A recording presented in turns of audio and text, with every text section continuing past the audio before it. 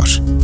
সারাদিনের কাজ সেরে পরিবারকে সময় দিয়ে, পরিজনকে সময় দিয়ে, সবার সাথে যোগাযোগ স্থাপন করে যখন শরীরটা আবারও ক্লান্ত হয়ে আসে, ঠিক তখনই দরজায় কড়া নাড়ে ভূত.com। এভাবেই চলছে বহুদিন। হয়তো সামনের সময়গুলোতেও আমরা এভাবেই এগিয়ে যাব। আপনাদের সবাইকে ধন্যবাদ এমন লম্বা একটা সময় আমাদের সাথে থাকার জন্য। আজকে আমি যে ঘটনাটি শোনাবো আপনাদেরকে, সেটি পাঠিয়েছেন সাবিত আলম। আমি কথা না বাড়িয়ে সরাসরি তাঁর মতো করেই পড়ার চেষ্টা করছি।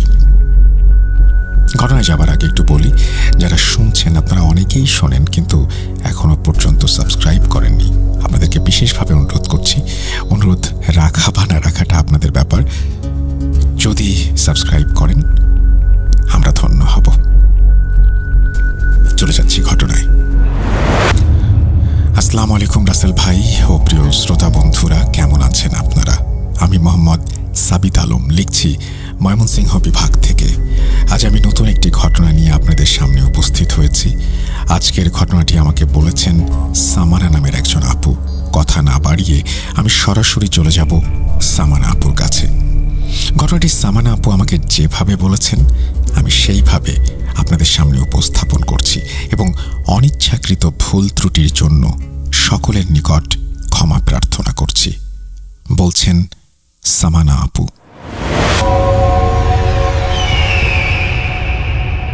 ঘটনাটি সেই সময় যখন আমরা রাঙামাটিতে থাকতাম।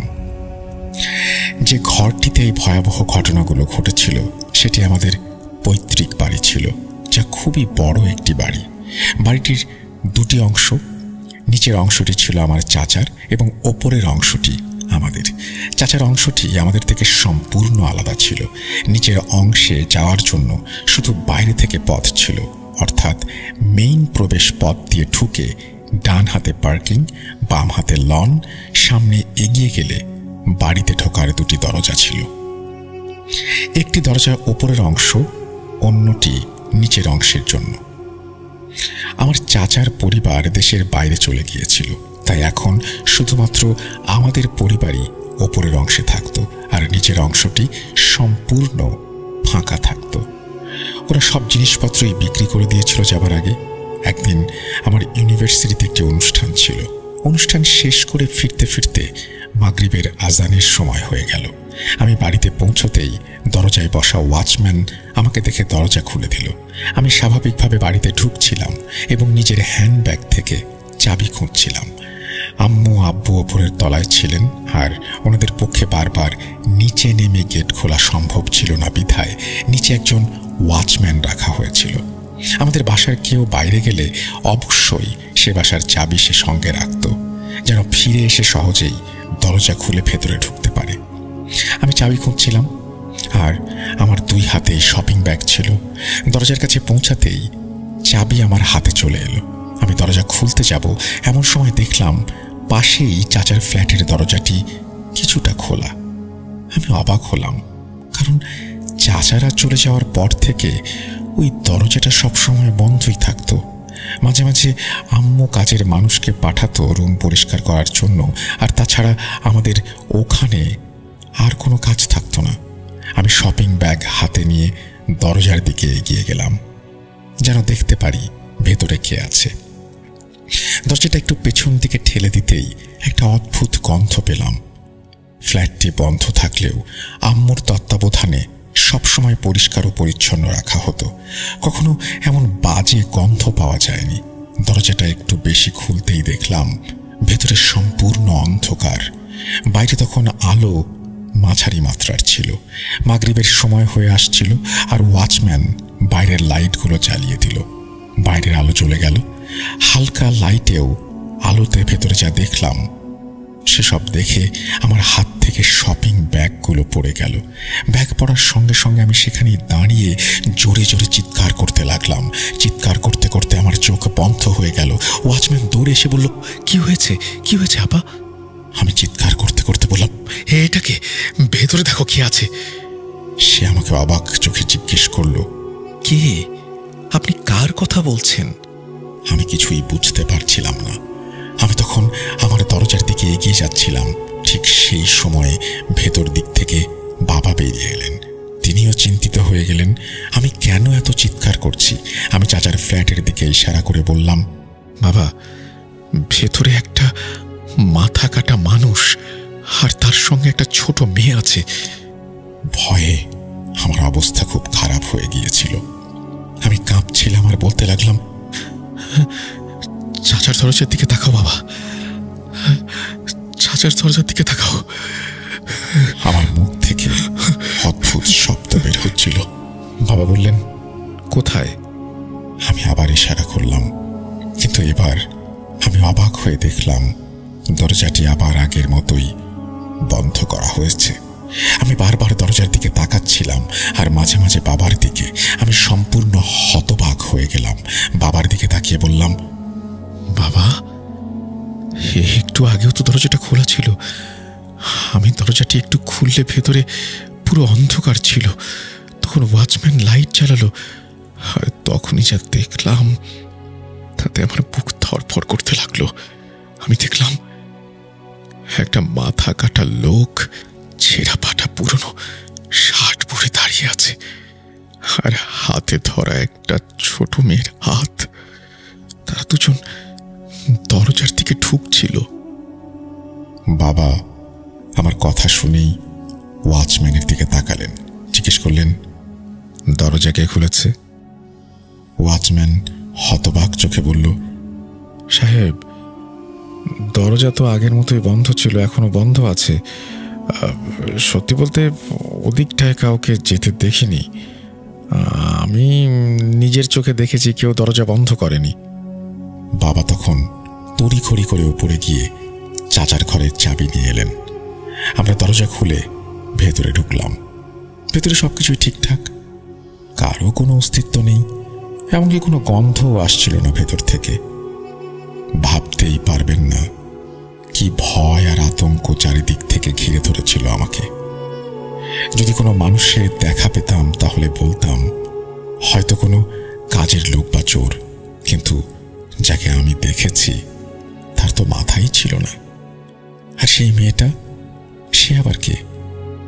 আজও কোনো ব্যাখ্যা মেলেনি। অথচ আমি চোখ খোলা অবস্থায় একেবারে দিনের বেলায় সব দেখেছি। আমার ছোট বোন আর আমি দুজনেই প্রচণ্ড ভয় পেয়েছিলাম। আম্মু তখন বললেন, 10 দিন আগে তো আমরা নিজেরাই ওখানে গিয়ে ঘরটা ভালো করে পরিষ্কার করে এসেছি, তাহলে এটা কিভাবে সম্ভব? ব্যাপারটা ছিল একেবারে অজানা, অদ্ভুত।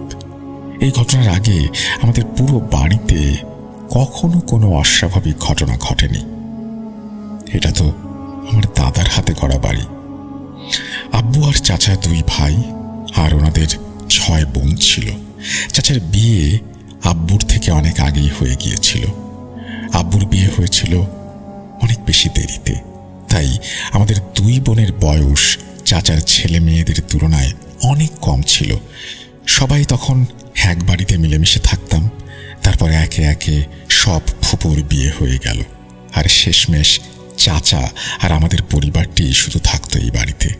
আমাদের বাড়ির পেছনে ছিল একটা সরু গলি, আর যে বাড়ির সঙ্গে আমাদের পেছনের দেয়াল মিলত সেই বাড়িটি আমাদের জন্য পরিচিত হয়ে উঠেছিল একটা বিশেষ কারণে। কারণ সেই বাড়ির উঠোনের মধ্যে ছিল একটি কবর। আমাদের মতো ছোটদের কাছে ব্যাপারটা ছিল খুবই রহস্যময়। আমরা প্রায়ই দেয়ালের উপরে উঠে বা ছাদ থেকে উঁকি দিতাম, চুপি চুপি তাকিয়ে থাকতাম ওই বাড়িটার দিকে। সেখানে ছিল একটা বিশাল পুরনো নিম গাছ, আর তার নিচেই ছিল কবরটা। কিন্তু ওই বাড়িতে লোকজন খুব একটা চোখে পড়ত না। একসময় আমাদের পরিবার থেকে সবাই কড়া নিষেধাজ্ঞা জারি করলো যে কেউ আর ওই বাড়ির দিকে তাকাবে না। বড়রাও আমাদের দেয়ালের উপরে উঠে তাকানো বন্ধ করিয়ে দিলেন। এরপর কবরটার দেখা যেত না, কারণ ওরা কবরটার ওপর টিনের ছাউনি দিয়ে ঢেকে দিয়েছিল। আমরা ততদিনে একটু একটু করে বড় হচ্ছিলাম, কিন্তু সেই একই প্রশ্ন মাথায় ঘুরপাক খেত, ওটা আসলে কি ছিল বা কবরটা কার ছিল সেটা আমরা কখনোই জানতে পারিনি। এরপর একে একে চাচার ছেলে মেয়েদের বিয়ে হয়ে গেল, সবাই আলাদা হয়ে গেল। চাচারাও গেলেন তার ছেলের কাছে। ফলে নিচতলার অংশটা একেবারে ফাঁকা হয়ে পড়ে থাকল, আর পুরো ঘরটা নিস্তব্ধতায় মোড়ানো রইল। এত বড় বাড়িতে আমরা তখন মাত্র 4 জন। আমরা 2 বোন ছিলাম, আমাদের পড়াশোনার চাপে ব্যস্ত। সময় কেটে যাচ্ছিল, কিন্তু আমি একটা জিনিস বারবার খেয়াল করতাম, যেখানে আমাদের দরজা অর্থাৎ ওপরের দিকে যাওয়ার পথটা, সেখান থেকে সবকিছুই স্বাভাবিক লাগতো, সবকিছুই ঠিকঠাক থাকতো। কিন্তু যতবারই চাচার ফ্লোরের সামনে যেতাম, একটা অদ্ভুত ভার অনুভব করতাম। মনে হতো যেন কেউ সেখানে দাঁড়িয়ে আছে, যেন বাতাস থেমে গেছে ভ্যাকুয়ামের মতো। আর যদি একটু বেশি সময় সেখানে দাঁড়িয়ে থাকতাম, তাহলে বুকের ভেতর কেমন একটা অস্বস্তি তৈরি হতো। আমি এই অনুভূতির কথা বাড়ির সবাইকে বলতাম, কিন্তু কেউই আমাকে বিশ্বাস করত না। তাছাড়া অন্য কেউ তেমন কিছু অনুভবও করত না। আমি তখন ভাবতাম, হয়তো আমি একটু বেশি ভাবছি বা ভয় পাচ্ছি। কিন্তু সত্যি কথা বলতে, আমি ওখানে বেশিক্ষণ দাঁড়াতে পারতাম না। তাই যতটা পারতাম চেষ্টা করতাম চাবিটা হাতে রাখতে, যেন দরজাটা দ্রুত খুলে ভেতরে ঢুকতে পারি। দরজা খুলে এদিক ওদিক না দেখে সোজা ঘরের ভেতরে ঢুকে পড়তাম। একদিন আমাদের এক বাথরুমের পাইপলাইন হঠাৎ ফেটে গিয়েছিল।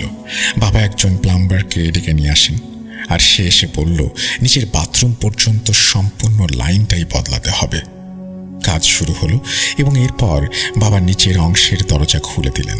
2 জন প্লাম্বার কখনো ওপরে কখনো নিচে 2 তলাতেই কাজ করছিল। আমার পরিষ্কার মনে আছে, দিনটি ছিল রবিবার। তখন খাবারের সময় হয়ে গিয়েছিল। আম্মু বাবাকে বললেন যেন প্লাম্বারদের বলেন হাত ধুইয়াকে খেয়ে নিতে। বাবা ঠিক তখনই নিচে যাচ্ছিলেন। এমন সময় এক প্লাম্বার দৌড়ে উপরে উঠে এলো। ওনার শ্বাস যেন আটকে যাচ্ছে, বুক যেন ফুলে উঠছিল, আর মুখের অভিব্যক্তি সম্পূর্ণ বিকৃত হয়ে গিয়েছিল। বাবা আর আমরা সবাই ওনার এই অবস্থা দেখে দারুণ চিন্তিত হয়ে পড়লাম। এই মুহূর্তে ওনার সঙ্গে কথা বলাও যাচ্ছিল না।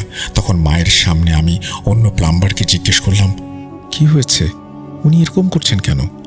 উনি একটু থেমে বললেন, আমি কিছুই জানি না, আমি তো ওয়াশরুমে কাজ করছিলাম। ও বাইরে ঘরের কিছু জিনিসপত্র এনে আমাকে দিচ্ছিল। হঠাৎ করে ও জোরে চিৎকার করে আমাদের দিকে চলে আসলো। প্লাম্বারটিকে পানি খাওয়ানো হলো। উনি তখন সবার দিকে এক ধরনের আতঙ্কিত দৃষ্টিতে তাকাতে থাকলেন। তারপর হঠাৎ রেগে গিয়ে বললেন, আপনাদের আগে এই ব্যাপারটা বলা উচিত ছিল। আপনাদের বাড়িতে অশরীরের মতো কেউ থাকে। আমরা গরিব, কিন্তু মানুষ তো। আপনারা আমাদের গরিবদের মানুষই মনে করেন না। মনে হচ্ছিল রাগ আর ভয়ে ওনার মুখে যা আসছে উনি তাই বলছিলেন। বাবা শান্তভাবে বললেন, আচ্ছা একটু ঠিক করে বলো তো কি হয়েছে। তখন উনি বললেন, আমি ঘর থেকে কিছু জিনিস আনতে যাচ্ছিলাম। তখন আপনাদের লাউঞ্জের দরজা খোলা ছিল। হঠাৎ করে দরজাটা আমার চোখের সামনে এমনভাবে বন্ধ হয়ে গেল যেন মনে হচ্ছিল কেউ নিজের হাতে ধীরে ধীরে দরজাটা টেনে লাগিয়ে দিচ্ছে। কোনো বাতাস ছিল না, তবুও দরজাটা এত জোরে বন্ধ হলো যে আমি দেখলাম যে দরজার লক পর্যন্ত কাঁপছে। আর দরজাটা বন্ধ হওয়ার সঙ্গে সঙ্গে আমি দেখলাম একটা জখম অবস্থায় থাকা লোক ঘর থেকে বের হয়ে লাউঞ্জ হয়ে অন্য ঘরে ঢুকলো, আর তার সঙ্গে একটা লাল ফ্রক পরা মেয়ে। মেয়েটার চুল ছিল অস্বাভাবিক লম্বা। আমি বুঝতেই পারছিলাম না যে ওরা আদৌ মানুষ না অন্য কিছু। উনি এসব বলছিলেন আর ওনার সারা শরীর কাঁপছিল। এখন বাবা মা দুজনেই আমার দিকে তাকিয়ে রইলেন, কারণ এই পর্যন্ত কেবল আমি ওইরকম কিছু দেখেছিলাম। আর আমার পরে ওই প্লাম্বারও একই জিনিস দেখলেন। তারপর উনি বললেন, আমি আর এখানে কাজ করতে পারবো না। এ কথা বলেই উনি নিজের গাড়ি নিয়ে চলে গেলেন। বাবার সঙ্গে সঙ্গে নিচে নামলেন। ওয়াচম্যান তখন সাথেই ছিল, কিন্তু তখন দরজাটা আগেই বন্ধ হয়ে গিয়েছিল। অন্য প্লাম্বার বলল, আমি তো দরজা খুলে উপরে গিয়েছিলাম, পরে আবার চাবি আনতে হয়েছে, কিন্তু দরজাটা এভাবে আটকে গিয়েছে যে কিছুতে খুলতে চাইছিল না। ভেতর থেকে তখনও বাথরুমের পানি ঢালার আওয়াজ আসছিল। অথচ প্লাম্বার নিশ্চিত করল যে সব নল আগেই বন্ধ করা হয়েছে। পানি আসছে কোত্থেকে? অনেক কষ্টে লক ভেঙে ভেতরে ঢোকার পর প্লাম্বার বলল, স্যার, আমি ওপরে গিয়েছিলাম, ওখানে সব ঠিকঠাক আছে, কিন্তু নিচের অংশটায় এক অদ্ভুত ভারী ভাব, যেন বাতাস আটকে গেছে। এখানে কিছু একটা হয়েছে স্যার, এই জায়গাটায় ভয়াবহ কিছু একটা আছে। অবাক করা বিষয় হলো এই সব কিছুই আমার বাবা আগে কখনো অনুভব করেননি। আমার আম্মার হাঁটুর সমস্যা ছিল বলে তিনি খুব কমই নিচে যেতেন। যাই হোক, শেষমেশ বাথরুমের কাজ শেষ হলো এবং সেই অংশটা আবার বন্ধ করে দেয়া হলো। কিন্তু এর পর থেকে আমি আর আমার বোন এতটাই ভয়ে ছিলাম যে রাতে রান্নাঘরে যাওয়ার সাহসও হতো না। মাঝরাতে ঘুম ভেঙে যেত। চাচা আমাদের বারবার বলতেন, যতদিন আমরা এই বাড়িতে ছিলাম কখনো কোনো জিনিস, মানুষ বা কোনো অস্বাভাবিক কিছু অনুভব করিনি। এবং সত্যি বলতে যতদিন চাচারা ছিলেন ততদিন পর্যন্ত সব কিছুই ঠিকঠাক ছিল। আর আমরাও ওই একই বাড়িতে বড় হয়েছি, আজ পর্যন্ত এমন কোনো কিছু অনুভব করিনি। এবং আমি মা বাবাকে বললাম, কারো কাছে চাচাদের ফ্ল্যাটটা দেখাও, জানতে হবে আসলে ওটা কি জিনিস, না হলে আমরা বড় কোনো সমস্যার মুখোমুখি হতে পারি। নিজের ঘরে থাকতে থাকতে মাগরিবের সময় আমাদের ঘরের নিচের অংশের দিক থেকে এমন এক ধরনের আওয়াজ আসত যেন মরুভূমির ভেতর দিয়ে ঝড় বয়ে যাচ্ছে। এমন সময় হঠাৎ আমার এক আত্মীয় এলেন, আর হুট করেই আমার বিয়ে ঠিক হয়ে গেল। বিয়ের প্রস্তুতির সময়ের কিছু মনে নেই। অতিথিদের ভিড়ে পুরো বাড়ি জমে উঠেছিল, এমনকি বাসার নিচের অংশেও মানুষে মানুষে ভরে গিয়েছিল। কিন্তু সবাই খুব স্বাভাবিকভাবে দিন পার করছিলেন। সবকিছু ভালোভাবেই সম্পূর্ণ হলো। কেউ আর সেই মাথা কাটা ব্যক্তিটিকে দেখেনি। পরে আমার বাবা যখন ঘটনাটা একজন আত্মীয়কে বললেন, তখন উনি বললেন, হয়তো কোনো উড়ন্ত জিন ছিল, এখন হয়তো সে তোমার বাড়ি থেকে চলে গেছে, কারণ এর মধ্যে আর কোনো ঘটনা ঘটেনি, আর বিয়েটাও ভালোভাবেই সম্পূর্ণ হয়েছে। বিয়ের পর আমি দুবাই চলে এসেছিলাম। বিয়ের 15 দিনও পেরোয়নি। একদিন সকালে ছোট বোন কাঁদতে কাঁদতে ফোন করে বলল, বাবা আর নেই আপা, বাবা মারা গেছে। শুনেই মাথাটা আমার ঘুরে গেল। কান্না ধরে রাখতে পারিনি। সেই মুহূর্তে আমি খুব খারাপ অবস্থায় পড়ে গিয়ে তৎক্ষণাৎ দেশের উদ্দেশ্যে রওনা দিলাম। দেশে ফিরে জানতে পারলাম যে আমার বাবা নিচতলায় চাচাদের ফ্ল্যাটের এক রুমে মারা গিয়েছেন। কিন্তু প্রশ্নটা হলো, বাবা নিচে গেলেনি বা কেন?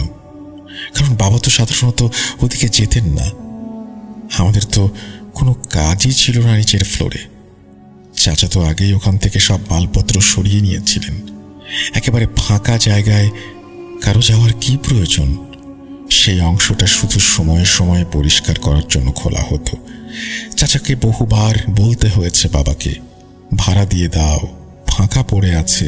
কিন্তু বাবা বলতেন, ভাই আমি ভাড়াটিয়াদের ঝামেলায় যেতে চাই না। যাই হোক, গ্রামে গিয়ে বাবার দাফনের কাজ হলো। এরপর জানা গেল বাবার অভ্যেস ছিল ফজরের নামাজ পড়ে লনে হাঁটাহাঁটি করা।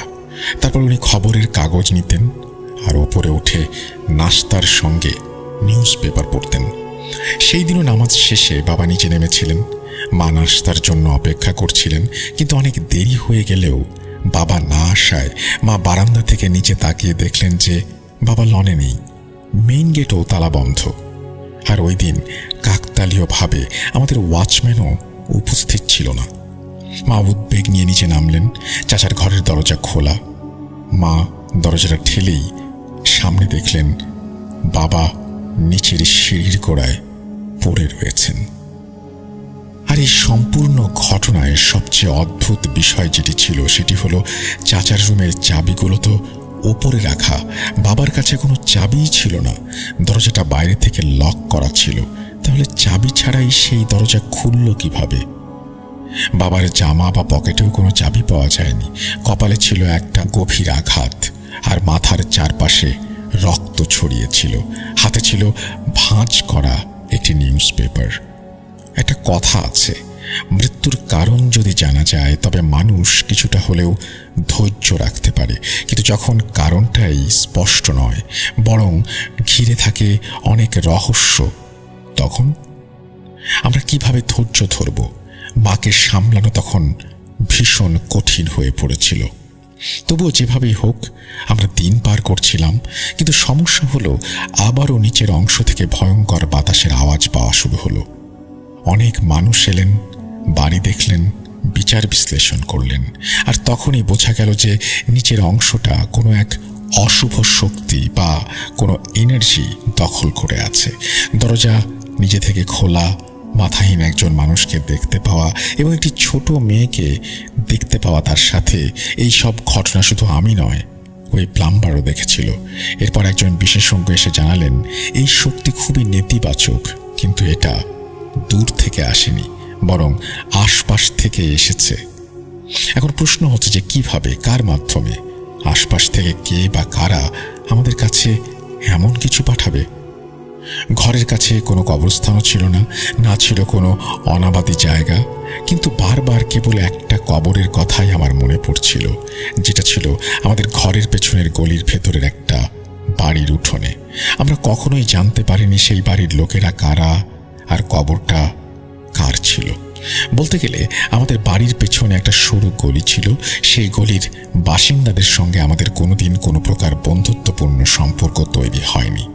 আমরা ওনাদের কাউকেই চিনতাম না। তখন চাচার ছেলে বাড়িতে ছিল। রাতে আমরা সবাই মিলে এক জায়গায় বসে কথা বলছিলাম। পরের দিন কাজিনরা মিলে ছাদে উঠেও ওই বাড়িটার দিকে তাকিয়ে দেখার চেষ্টা করলো। সেই বাড়ির দিকে তাকাতেই যা দেখলাম আমরা, একেবারে লাগোয়া আর উঠোনে বাঁধানো কবর। তখন আমরা আরও অবাক হয়ে দেখলাম যে আগের মতো সেখানে শুধু একটা কবরই নয়, বরং এখন সেখানে 3টা কবর।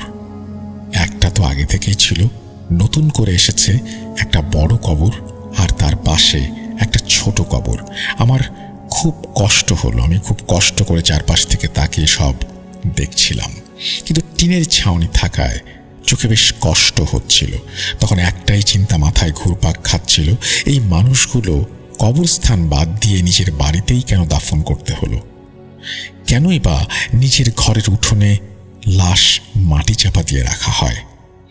আমার চাচাতো ভাই চারপাশ থেকে যতটুকু সম্ভব জানার চেষ্টা করছিলেন। জানা যায় যে কিছুদিন আগে সেই বাড়ির এক লোক মোটরসাইকেল দুর্ঘটনায় মারা গিয়েছিল। তার সঙ্গে ছিল তার ছোট মেয়ে। মেয়েটির বয়স আনুমানিক 6 থেকে 8 বছরের মতো, আর লোকটার বয়স 30-এর কাছাকাছি। এই কথা শুনে আমার চাচাতো ভাই প্রচণ্ড রেগে গিয়েছিল। সে বলেছিল, এটা তো একদমই অনুচিত। লোকজন বাড়ির উঠোনে কি করবে সেটা আমার দেখার বিষয় না, কিন্তু কিভাবে কবর দিতে পারে? সে এমনকি ইউনিয়ন অফিসেও অভিযোগ করতে চেয়েছিল, কিন্তু সবাই ওকে থামিয়ে দিয়ে বলল, এই বিষয় নিয়ে পড়িস না, কে জানে ওরা কারা, তারা কি মানুষ ছিল, আর তাদের সমস্যাই বা কি ছিল, ঝামেলা বাড়ানোর দরকার নেই। আর এখানেই এলো আবার এক প্রশ্ন, এইসব ঘটনার সঙ্গে আমাদের বাড়িতে দেখতে পাওয়া সেই অদ্ভুত জিনিসটার কোনো সম্পর্ক আছে কি? আজও পরিষ্কার নয়। আমি কিছু স্পষ্ট করে বলতে পারবো না, তবে যে সাদা কাপড় পরা ছায়া মূর্তি আমি আর প্লাম্বার দেখেছিলাম, তার সঙ্গে ছিল একটা মেয়ে, আর এসব কিছুর সূত্রপাত হয়েছিল ঠিক ওই সময় থেকেই। এরপর এক হুজুর আমাদের বলেছিলেন, অদৃশ্য মাখলুকাত মানুষের মতো রূপ ধারণ করতে পারে। তারা নিজেদের যে কোনো রূপে নিয়ে তোমাদের সামনে প্রকাশ করতে পারে। সত্যি কথা বলতে এরপর থেকে ওই বাড়িতে থাকা দিন দিন আরো কঠিন হয়ে যাচ্ছিল। আমি শেষমেশ আম্মু আর ছোট বোনকে সঙ্গে নিয়ে দুবাই চলে আসি। সেই বাড়িটা তালাবদ্ধ করে এসেছিলাম। এলাকার নাম আমি এখানে বলছি না। আমির সাহেব বহু কিতাব পড়ে এসেছিলেন। নিচের ঘরে কোরআন খানি পড়ানো হয়েছিল। দম করা পানি বাড়ির প্রতিটি কোণে ছিটিয়ে দেওয়া হয়েছিল। তবুও আমি একা কখনো মাকে আর ছোট বোনকে ওই বাড়িতে রেখে যেতে পারতাম না। এটা ভাবতেই বুক হিম হয়ে যেত। ওখানে ওরা কিভাবে থাকবে? ওটা ছিল ওদের বাবার বাড়ি, কিন্তু বাবা যা দেখেছেন যা তার সঙ্গে ঘটেছে এই চিন্তাতেই আমার গায়ে কাঁটা দিয়ে উঠত। যারা এখন আমার এই ঘটনাটি শুনছেন, বলেন তো আপনাদের কি মনে হয় ওই জিনিসটা আসলে কি ছিল? বাবার মৃত্যুটা কি ওই ছায়ারই কাজ?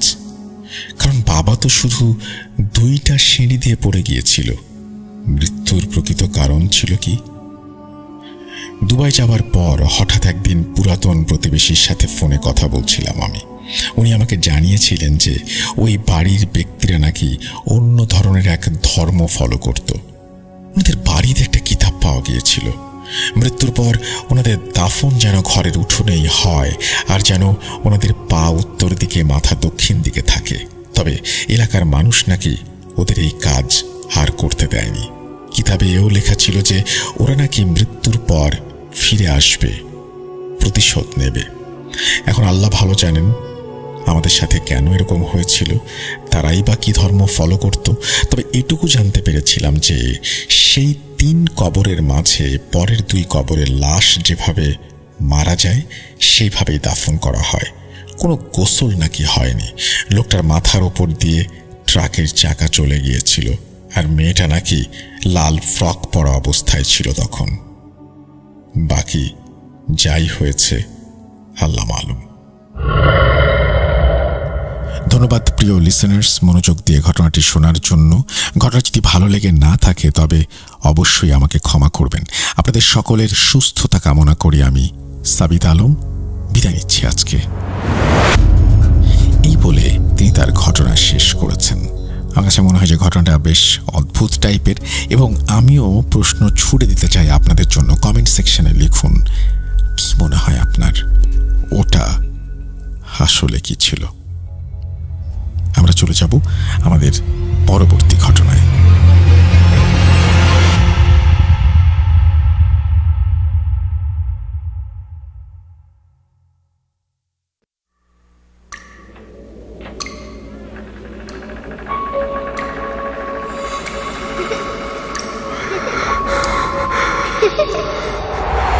লুকোচুরি খেলবে?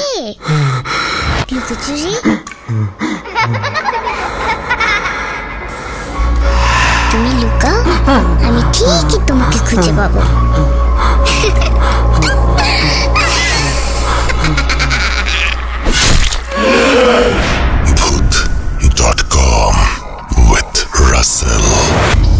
Welcome back. আপনাদের সবাইকে স্বাগত জানাচ্ছি আমি রাসেল। আশা করছি আপনারা সবাই ভালো আছেন, ভালোর দলে আছেন। সময়টা এমন, এই মেঘ, এই বৃষ্টি। সময়টা এমন যখন ফলের হিড়িক লেগেছে বাজারে। ছুটির দিনের পরে শরীরটা আবারও যখন ক্লান্ত হয় তখন শুনি ভূত.com। আর এবারে একটা অডিও ক্লিপ শুনে আসবো আমরা। চলুন কথা না বাড়িয়ে শুনে আসি।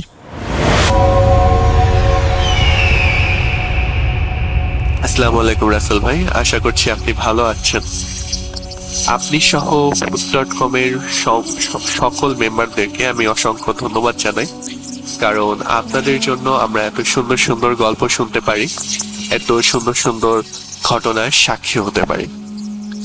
যা হোক, বেশি কথা বাড়াবো না। আজকে আমি আমার সাথে ঘটে যাওয়া এবং আমার ফ্যামিলি মেম্বারদের মানুষের সাথে ঘটে যাওয়া কিছু ঘটনা শেয়ার করতে চাই।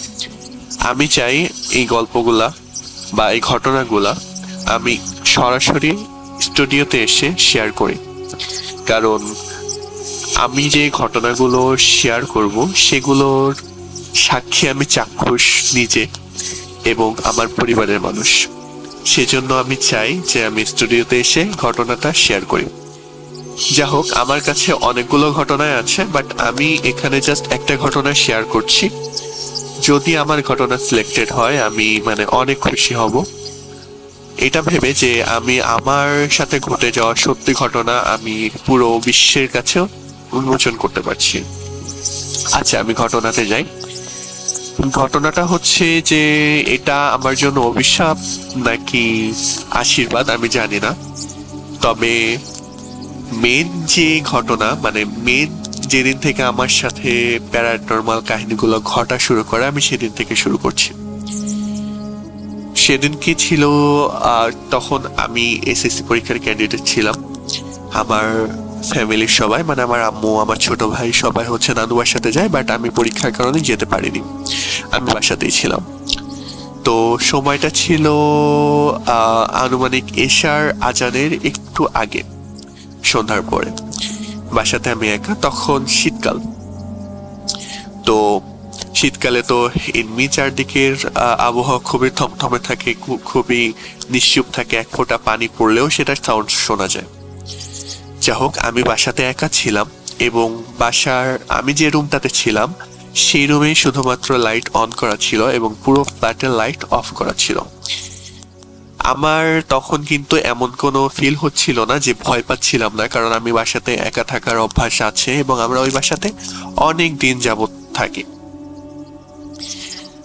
তো ঘটনাটা হচ্ছে যে আমি পড়ছিলাম, আমি বসেছিলাম খাটের উপরে এবং যে ফোল্ডিং টেবিলগুলা থাকে ওই টেবিলেই, তো টেবিলটা আমার একদম খাটের সাথে লাগানো ছিল এবং আমি খাটের উপরে বসেছিলাম আর দরজাটা একদম আমার চোখের সামনে ছিল আর কি, আমার রুমের দরজাটা।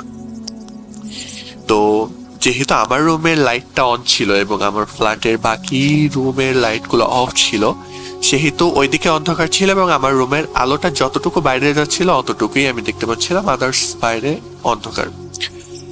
যা হোক, আমি পড়তে পড়তে একটা সময় আমার এমন মনে হলো যে আমি ছাড়াও আমার এই ফ্ল্যাটে, মানে আমাদের বাসায় কেউ একজন আছে, মানে কেউ আছে, আমি অনুভব করতে পারছিলাম এবং সেই অনুভবটা ছিল অনেক তীব্র।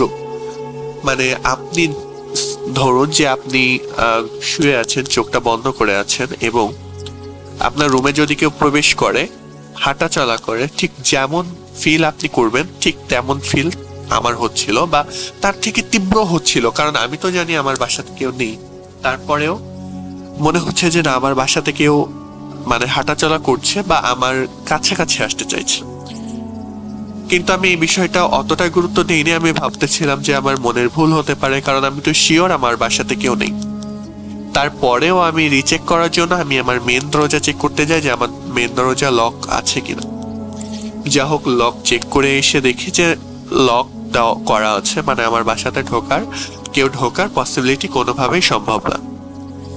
যা হোক, আমি এসে আবার পড়তে বসি এবং একটা সময় আসলে এই ফিলটা আমি মানে বলে বোঝাতে পারবো না, কারণ এই বিষয়গুলো না যাদের সাথে হয় বা যার সাথে হয় সে ছাড়া অন্য কেউ এটা মানে অনুভব করতে পারবে না, কারণ আমি এর আগে কখনো এইরকম অনুভব করিনি।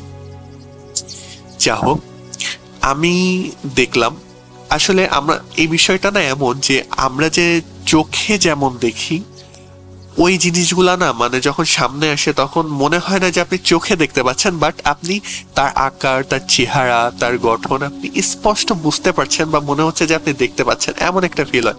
আমি ওই যে আগে বললাম, আমি এটা আসলে মানে কাউকে বলে আপনি বুঝাতে পারবেন না যে তখন ফিলটা আসলে কেমন হয়। যা হোক, আমি দেখলাম যে একটা ছোট বাচ্চার আকৃতি, অনেক ছোট, প্রায় 3 ফুটের মতো, না 3 ফুট না, 2 থেকে 2.5 ফুট হবে এমন। তো সে আমার দরজাটা, মানে আমার রুমের দরজাটাতে যেহেতু খোলা ছিল, মানে আপনাকে যদি 2 দরজায় হাত দিয়ে, মানে দরজার দেওয়ালে 2 হাত দিয়ে যদি উকি মারার মতো কেউ আপনার দিকে তাকায়, আপনার ঠিক যেমন দেখতে পাবেন একটা বাচ্চা যদি এরকম দরজা ধরে এরকম মাথাটা জাস্ট দিয়ে আপনার দিকে যেমন ভাবে তাকিয়ে থাকবে, ঠিক তেমন ভাবে আমার দিকে তাকিয়ে আছে একটা বাচ্চা, খুবই ছোট, মানে 2 থেকে 2.5 ফুট হবে এবং চেহারাটা খুবই সুন্দর, মানে বিদঘুটে না, কোনো ভয়ঙ্কর না, বাট খুবই মায়াবী দেখতে। আমার দিকে তাকিয়ে সালাম দিল এবং সব থেকে মজার ব্যাপার এটা যে হচ্ছে সে যে আমার সাথে মানে কথা বলছে বা আমি তার কথার উত্তর দিচ্ছিলাম, সেই সময়টা না মনে হচ্ছিল যে মানে আমার তার কথাটা আমার কানে মানে শুনতে পাচ্ছি, বাট সাউন্ড হচ্ছে না, এমন একটা ব্যাপার। এবং আমি যে তার সাথে কথা বলছে বা সে আমাকে সালাম দিয়েছিল এবং আমি যে তাকে সালামের উত্তরটা দিয়েছিলাম, সেটা মানে আমি কিন্তু মুখ থেকে নেই, বাট আমার ভেতর থেকে মনে হচ্ছিল যে কেউ একজন সালামের উত্তরটা দিয়েছে এবং সে আমাকে সালাম দিয়েছে। তো এবং এই ঘটনা যখন ঘটছিল তখন আমি একটা মানে ঘোরের ভিতরে ছিলাম মনে হচ্ছিল। যাই হোক, সে আমাকে সালাম দিল এবং খুবই মায়াবী চেহারা ছিল, আমার দিকে মুস্কি হাসছিল এবং আমি সালামের উত্তর আমি নিজের অজান্তেই দিয়েছি, মুখ থেকে না, মানে মুখে সাউন্ড করে কিন্তু আমি উত্তর দেইনি, বাট আমার ভেতর থেকে মনে হলো যে কেউ একজন আমাকে দিয়ে তার সালামের উত্তরটা দিয়ে দিল, ওয়ালাইকুম আসসালাম, এমন ভাবে। যাই হোক, এবং তার চাহনিতে মনে হচ্ছিল সে আমার কাছে আসতে চাচ্ছে, মানে সে তো দরজার ওখানে এবং দরজা থেকে আমার ডিস্টেন্স ছিল প্রায় 5 ফুটের মতো হবে, এমন একটা ডিস্টেন্স ছিল। তো আমার মনে হচ্ছিল সে আমার রুমে প্রবেশ করতে চাচ্ছে এবং সে আমার সাথে কথা বলতে চাচ্ছে বা আমার কাছে আসতে চাচ্ছে। কিন্তু সেই সময়টায় আমার খুবই মানে ভয় অনুভব হওয়া শুরু হয়। মানে আমার যেহেতু এটা আমার জীবনের প্রথম আমি চাক্ষুষ দেখছি, সেহেতু তখন আমার অবস্থা খুবই একটা খারাপ হতে থাকে। তখন আমার ভেতর থেকেই কেন জানি না কেউ একজন মানে বলছে বা আমার মন থেকে চাচ্ছে যে সে আমার কাছে না আসুক, কারণ আমি ভয় পাচ্ছি। তো সে সামহাও বুঝতে পারে, মানে আমার সামনে যে ছিল, আমি জানি না আসলে সেটা কি ছিল, পরে আমি বুঝতে পারি। সেই ঘটনাগুলো আমি পরে আস্তে আস্তে ভূত.com-এ উপস্থিত হয়ে আমি ধাপে ধাপে সরাসরি শেয়ার করতে চাই। আচ্ছা, তো ঠিক তখন মনে হলো যে সে বুঝতে পেরেছে যে আমি ভয় পাচ্ছি বা আমি চাচ্ছি না সে আমার কাছে আসুক। সে খুবই আলতো একটা মুস্কি হাসি দিয়ে সে আস্তে আস্তে মানে ওইখানে দাঁড়িয়ে থাকা অবস্থায় মানে মিলিয়ে গেল, মানে জাস্ট মিলিয়ে গেল আস্তে আস্তে। আর সব থেকে মজার ব্যাপার যে সে যখন মিলিয়ে যাচ্ছিল তখন ঠিক আপনার ইশারা হচ্ছিল। তো আমি আসলেই জানি না সে বুঝতে পেরেছিল কিনা, আমার মনে হয় সে বুঝতে পেরেছিল, কারণ সে আমার দিকে, আমি ভাবনার পরেই যে আমি ভয় পাচ্ছি এই ভাবনার পরেই সে আমাকে একটা সুন্দর মুচকি হাসি দেয়। তখনও অবশ্য আজান হয়নি, বাট আমার এই ভয়টা হওয়ার পরে সে মুচকি হাসি দিয়ে আস্তে আস্তে মিলিয়ে যাওয়া শুরু হয় এবং তখনই এশার আজানটা দেয়। তো যখন এশার আজানটা দেয় তখন আমার মনে হলো যে আমি একটা ঘোর থেকে বের হলাম, মানে আমি হয়তো ঘুমিয়েছিলাম বা কল্পনা করছিলাম। মানে আমি বললাম না, এই ফিলগুলো কখনো কারোর সাথে শেয়ার করলে তারা হয় পাগল ভাববে, না হলে ভাববে আমি বানিয়ে গল্প বলছি, কারণ এই ফিলগুলো তো আপনি কাউকে বুঝিয়ে অনুভব করাতে পারবেন না, এটা সম্ভব না। যারা এটা চাক্ষুষ দেখে বা এইটার মানে সাক্ষী হয় তারা ছাড়া কেউ বলতে পারবে না। যা হোক, এই ছিল আমার জীবনের প্রথম চাক্ষুষ দেখা বা প্রথম কনভারসেশন, অথবা যেটাই হোক, এটা ছিল আমার জীবনের প্রথম। হ্যাঁ, এর আগে আমি অনেক কিছু ফিল করেছি বাট দেখতে পাইনি বা কথা হয়নি বা আমার ফ্যামিলি পার্সনদের সাথে ঘটেছে, সেগুলো আমি ভূত.com-এ এসে শেয়ার করতে চাই। আপনারা যদি আমাকে সেই সুযোগটা করে দেন আমি অনেক কৃতজ্ঞ থাকবো। আমি জানি না আমি গুছিয়ে গল্পটা বলতে পারলাম কিনা, তবুও সর্বোচ্চ চেষ্টা করেছি। আর আশা করছি আপনাদের সাথে খুব দ্রুত আমার দেখা হবে ইনশাল্লাহ। সেই পর্যন্ত সবাই ভালো থাকবেন, সুস্থ থাকবেন এবং ভূত.com-এর সাথে থাকবেন। আল্লাহ হাফেজ।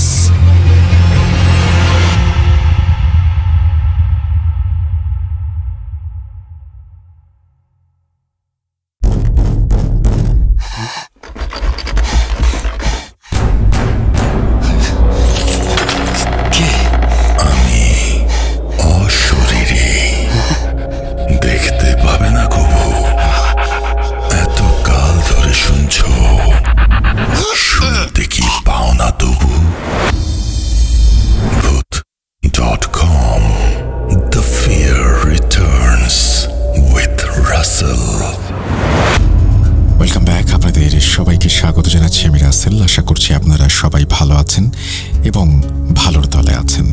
আমিও ভালো আছি আর ভালোর তলে আছি। এই সপ্তাহে আমি দুটো ঘটনা পেয়েছি। একটি ঘটনা পাঠিয়েছেন তানভীর তুষার আর একটি ঘটনা পাঠিয়েছেন তানভীর হাসান। আমার তানভীর তুষারের ঘটনা তো সবসময় ভালো লাগে। তানভীর হাসান কেমন লিখলেন সেটা শেয়ার করতে চাই আপনাদের সাথে। তার আগে বলি, আমাদের ইমেল অ্যাড্রেস হচ্ছে rasel.bhoot.com@gmail.com। যারা ঘটনা পাঠাতে চান তারা এখানে ঘটনা পাঠাতে পারেন। আর আমাদের ইউটিউব চ্যানেলটি যারা শুনছেন তারা অনুগ্রহ করে সাবস্ক্রাইব করবেন, আমাদের সঙ্গেই থাকবেন। আমি সরাসরি চলে যাচ্ছি ঘটনায়। যেভাবে লেখা আছে আমি সেভাবেই পড়ে শোনাচ্ছি। প্রথমেই নাম লিখেছেন তানভীর হাসান, তারপরে লিখছেন আসসালামু আলাইকুম রাসেল ভাই। আশা করি আল্লাহর রহমতে অনেক ভালো আছেন, সুস্থ আছেন। আমি জানি আপনি সবসময় ভালোর দলেই থাকেন। আমি তানভীর। আমার বাসা রংপুর জেলার মিঠাপুকুর উপজেলায়। আমি আপনার ফলোয়ারদের মধ্যে একজন। আমি আজ যে ঘটনাটি বলবো সেটা আমার এক কাজিনের কাছ থেকে শোনা। তার নাম রেদওয়ান আহমেদ। আমরা দুজনই ভূত FM থেকে এখন ভূত.com শুনি। সে এখন থাকে ঢাকায়। তার কাছে ঘটনাটি শুনি আমি বছরখানেক আগে, তবুও লেখার আগে তার কাছ থেকে আবার শুনে নেই ঘটনাটি। সে আমাকে যেভাবে বলেছিল আমি ঘটনাটি সেভাবেই তুলে ধরছি।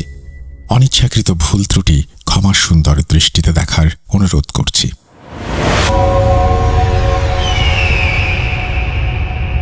ঘটনাটি ঘটেছে আমার এক চাচির সাথে। 2018 সালের ঘটনা। সে তখন থাকতো আমার দাদির সাথে। আমাদের গ্রামের বাড়ি সিরাজগঞ্জে। আমার স্কুলের ছুটি চলায় আমি এবং আম্মু গিয়েছিলাম ছুটি কাটাতে। ঘটনার শুরু এক রাত থেকে। সেখানে আমার মেজো চাচাও থাকতেন। একদিন সন্ধ্যাবেলা চাচি আমার দাদিকে বলেন তার নাকি ভালো লাগছে না। দাদি এবং আমার আম্মু ছিলেন রান্নাঘরে। হঠাৎ করে আমার চাচির ঘর থেকে একটা চিৎকার শুনলাম।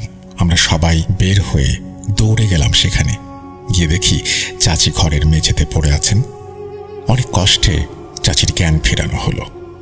তার ওপরের দাঁতের পাটি নিচের দাঁতের পাটির সাথে লেগে গিয়েছিল এবং এতটাই শক্ত হয়ে লেগেছিল মুখ খোলা যাচ্ছিল না। জ্ঞান ফেরার পর স্বাভাবিক হতে কিছুটা সময় নিলেন তিনি। স্বাভাবিক হওয়ার পর আমার আম্মু তাকে জিজ্ঞেস করলেন কি হয়েছিল।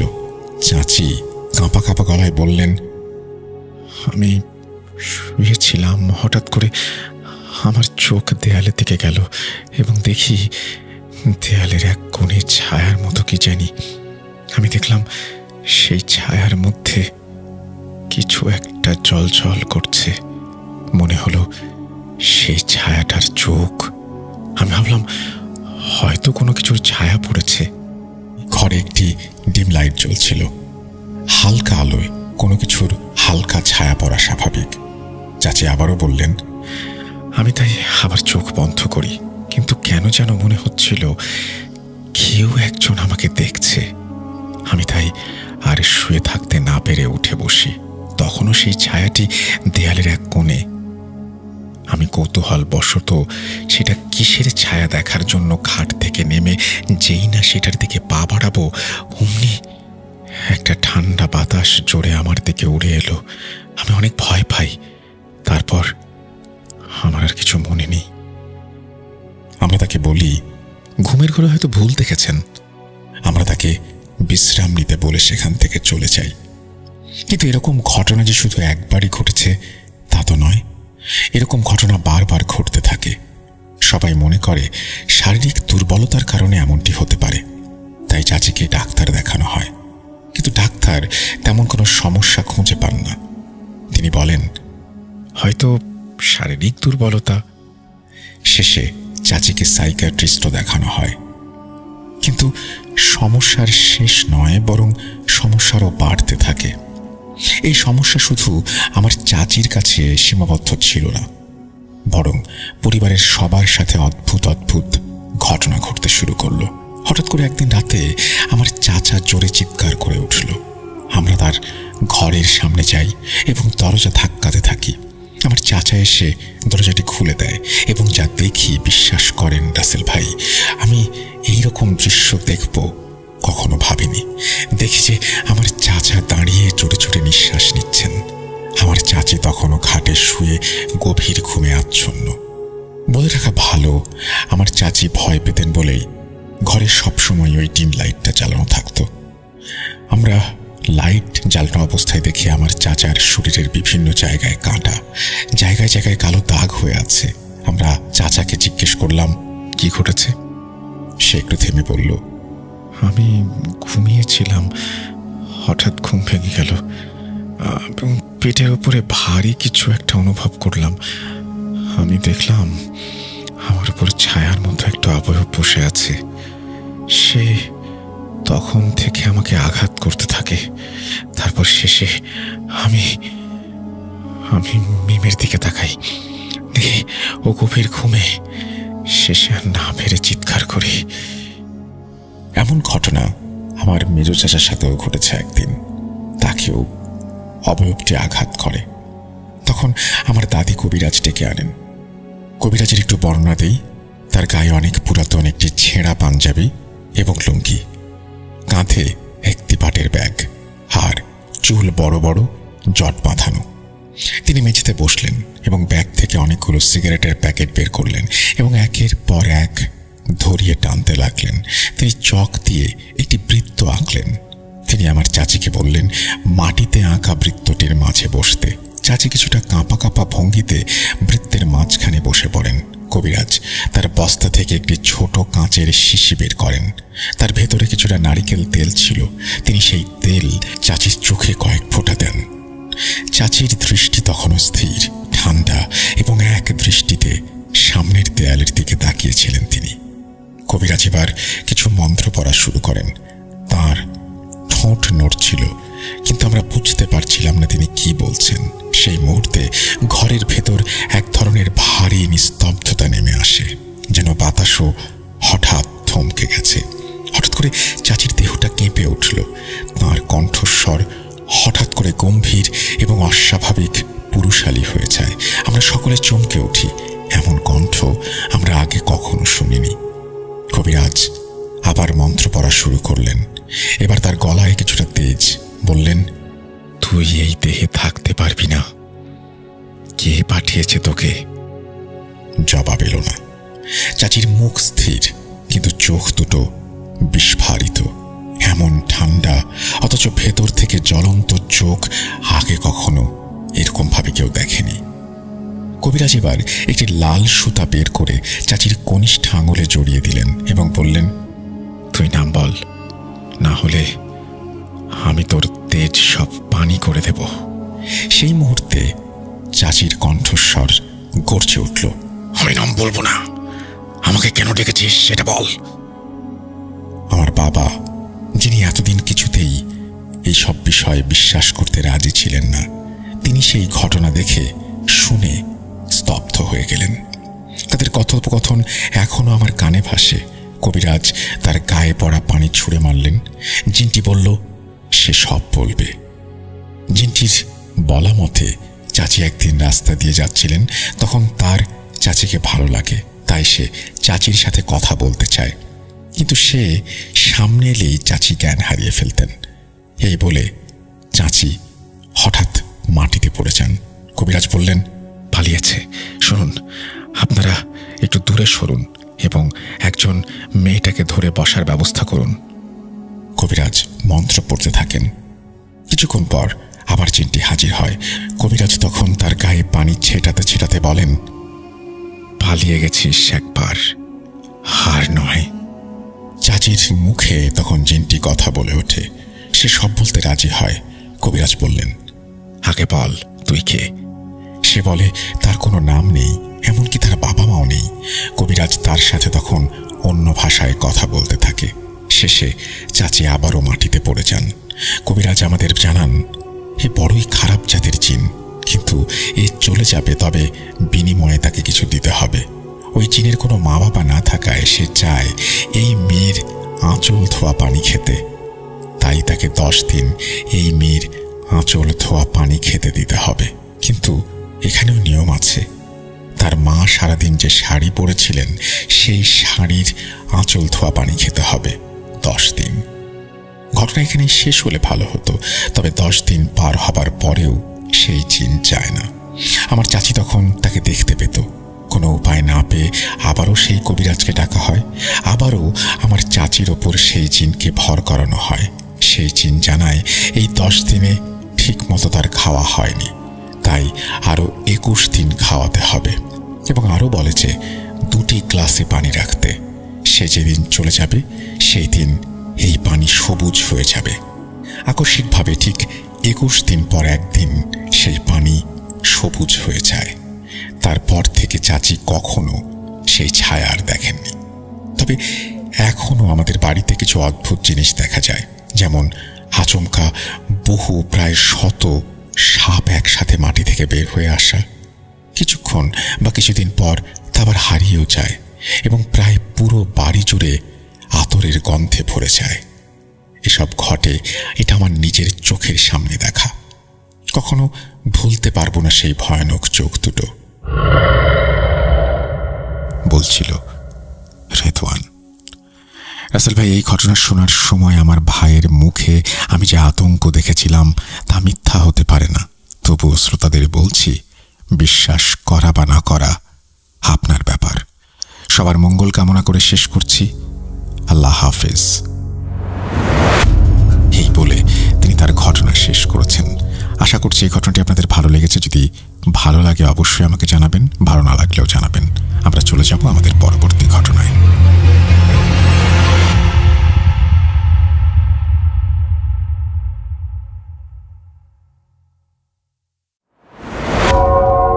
আবারও রাতের আঁধারে ভয়ের রাজ্য ফুঁড়ে ফিরেছি সেই পুরনো সুরে। বিশ্বাস করা বা না করা আপনার ব্যাপার, but the old music comes alive. Truth.com. The fear returns with Russell. আরো একবার আপনাদের সবাইকে স্বাগত জানাচ্ছি। আমি রাসেল। আশা করছি আপনারা সবাই ভালো আছেন, ভালোর দলে আছেন। আমিও ভালো আছি, ভালোর দলে আছি। এই মুহূর্তে আমরা আমাদের দ্বিতীয় অডিও ক্লিপে যেতে চাই। সাথেই থাকুন।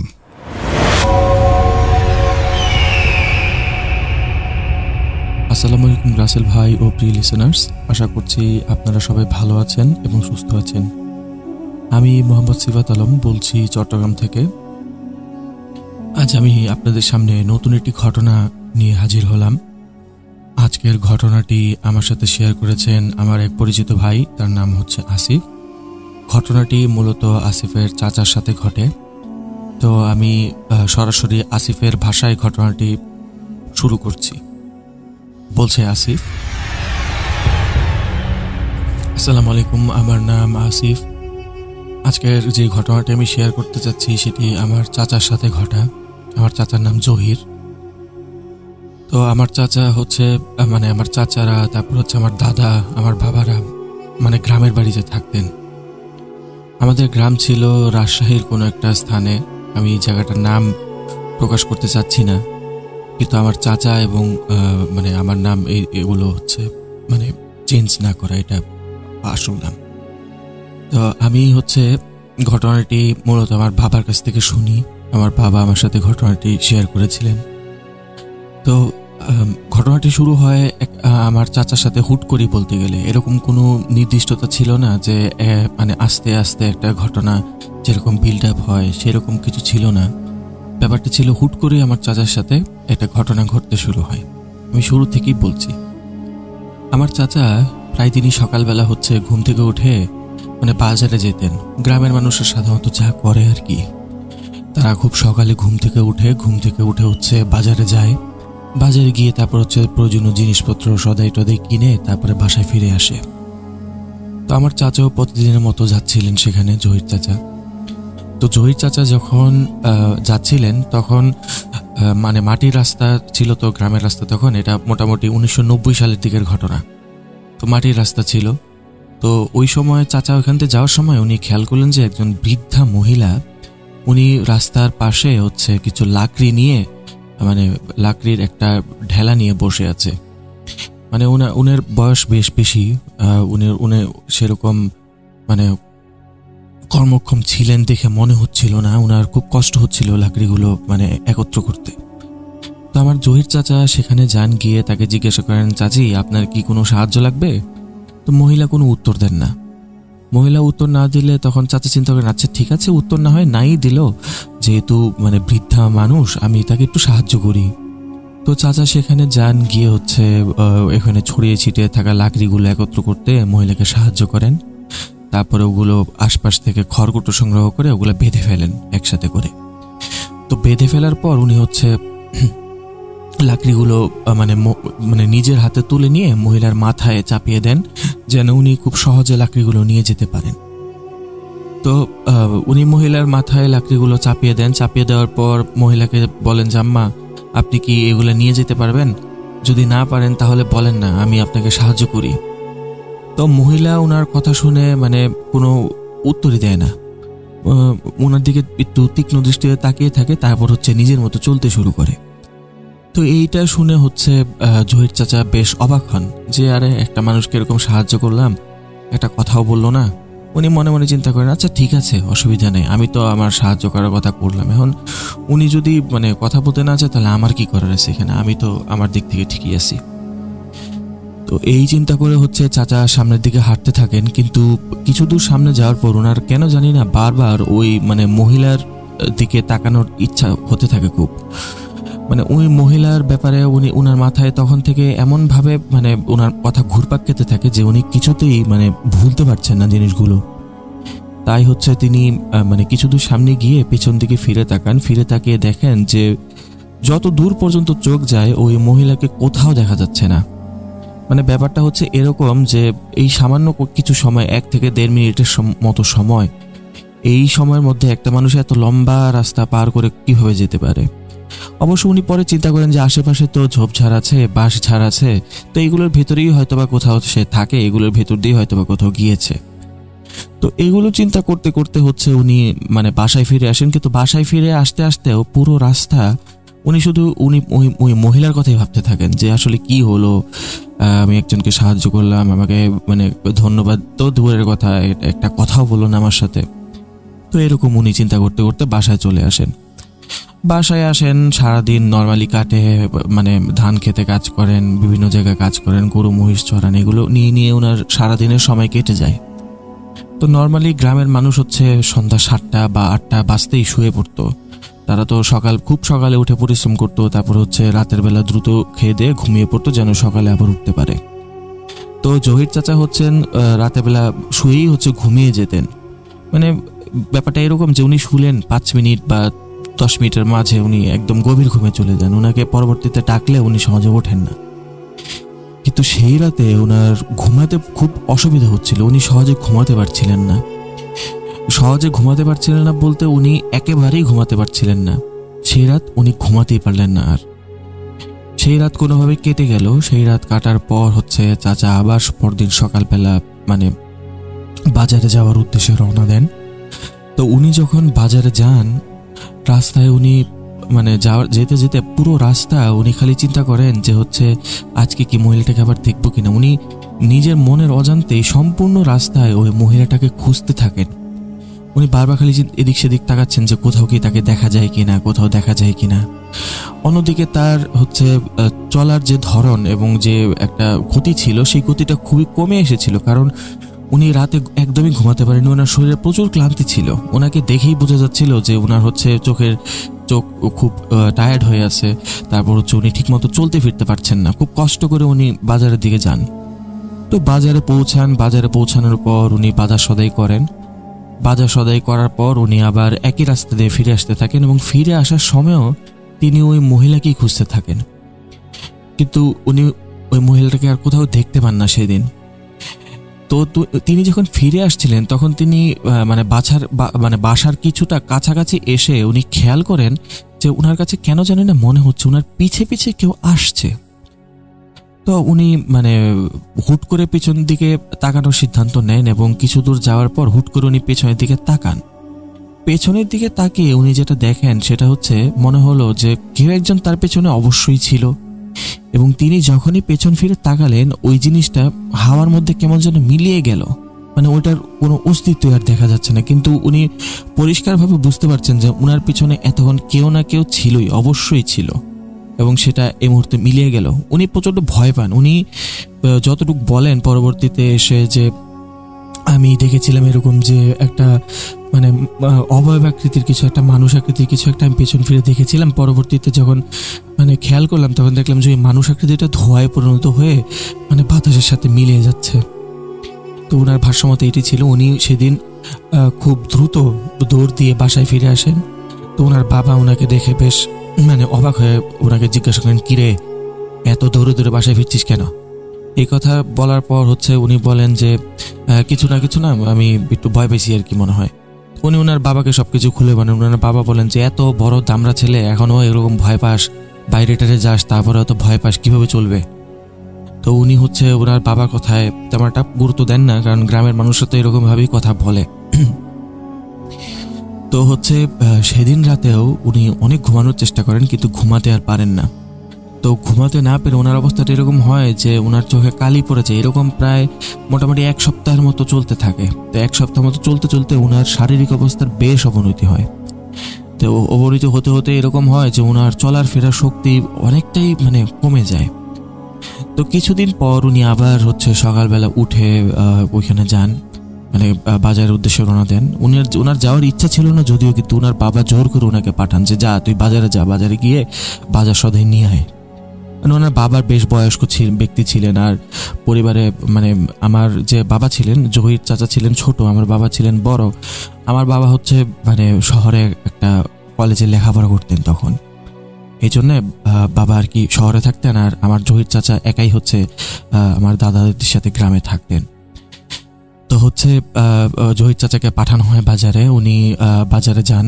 বাজারে যাওয়ার সময় বাজার করে উনি ফিরে আসতে থাকেন। তো ফিরে আসার সময় উনি দেখেন যে সেই বৃদ্ধ মহিলাটিকে আজ আবার দেখা যাচ্ছে। দূর থেকে উনি দেখে বুঝতে পারেন, ওনার কাছে মনে হয় যে মহিলা হয়তো বা তার দিকেই তার দৃষ্টি তাক করে তাকিয়ে আছে এবং অপলক তাকিয়ে আছে, অদ্ভুতভাবে তাকিয়ে আছে। ওনাকে দেখে মনে হচ্ছিল যেন ওই মহিলাটা উনার আসার জন্যই হয়তো অপেক্ষা করছিল।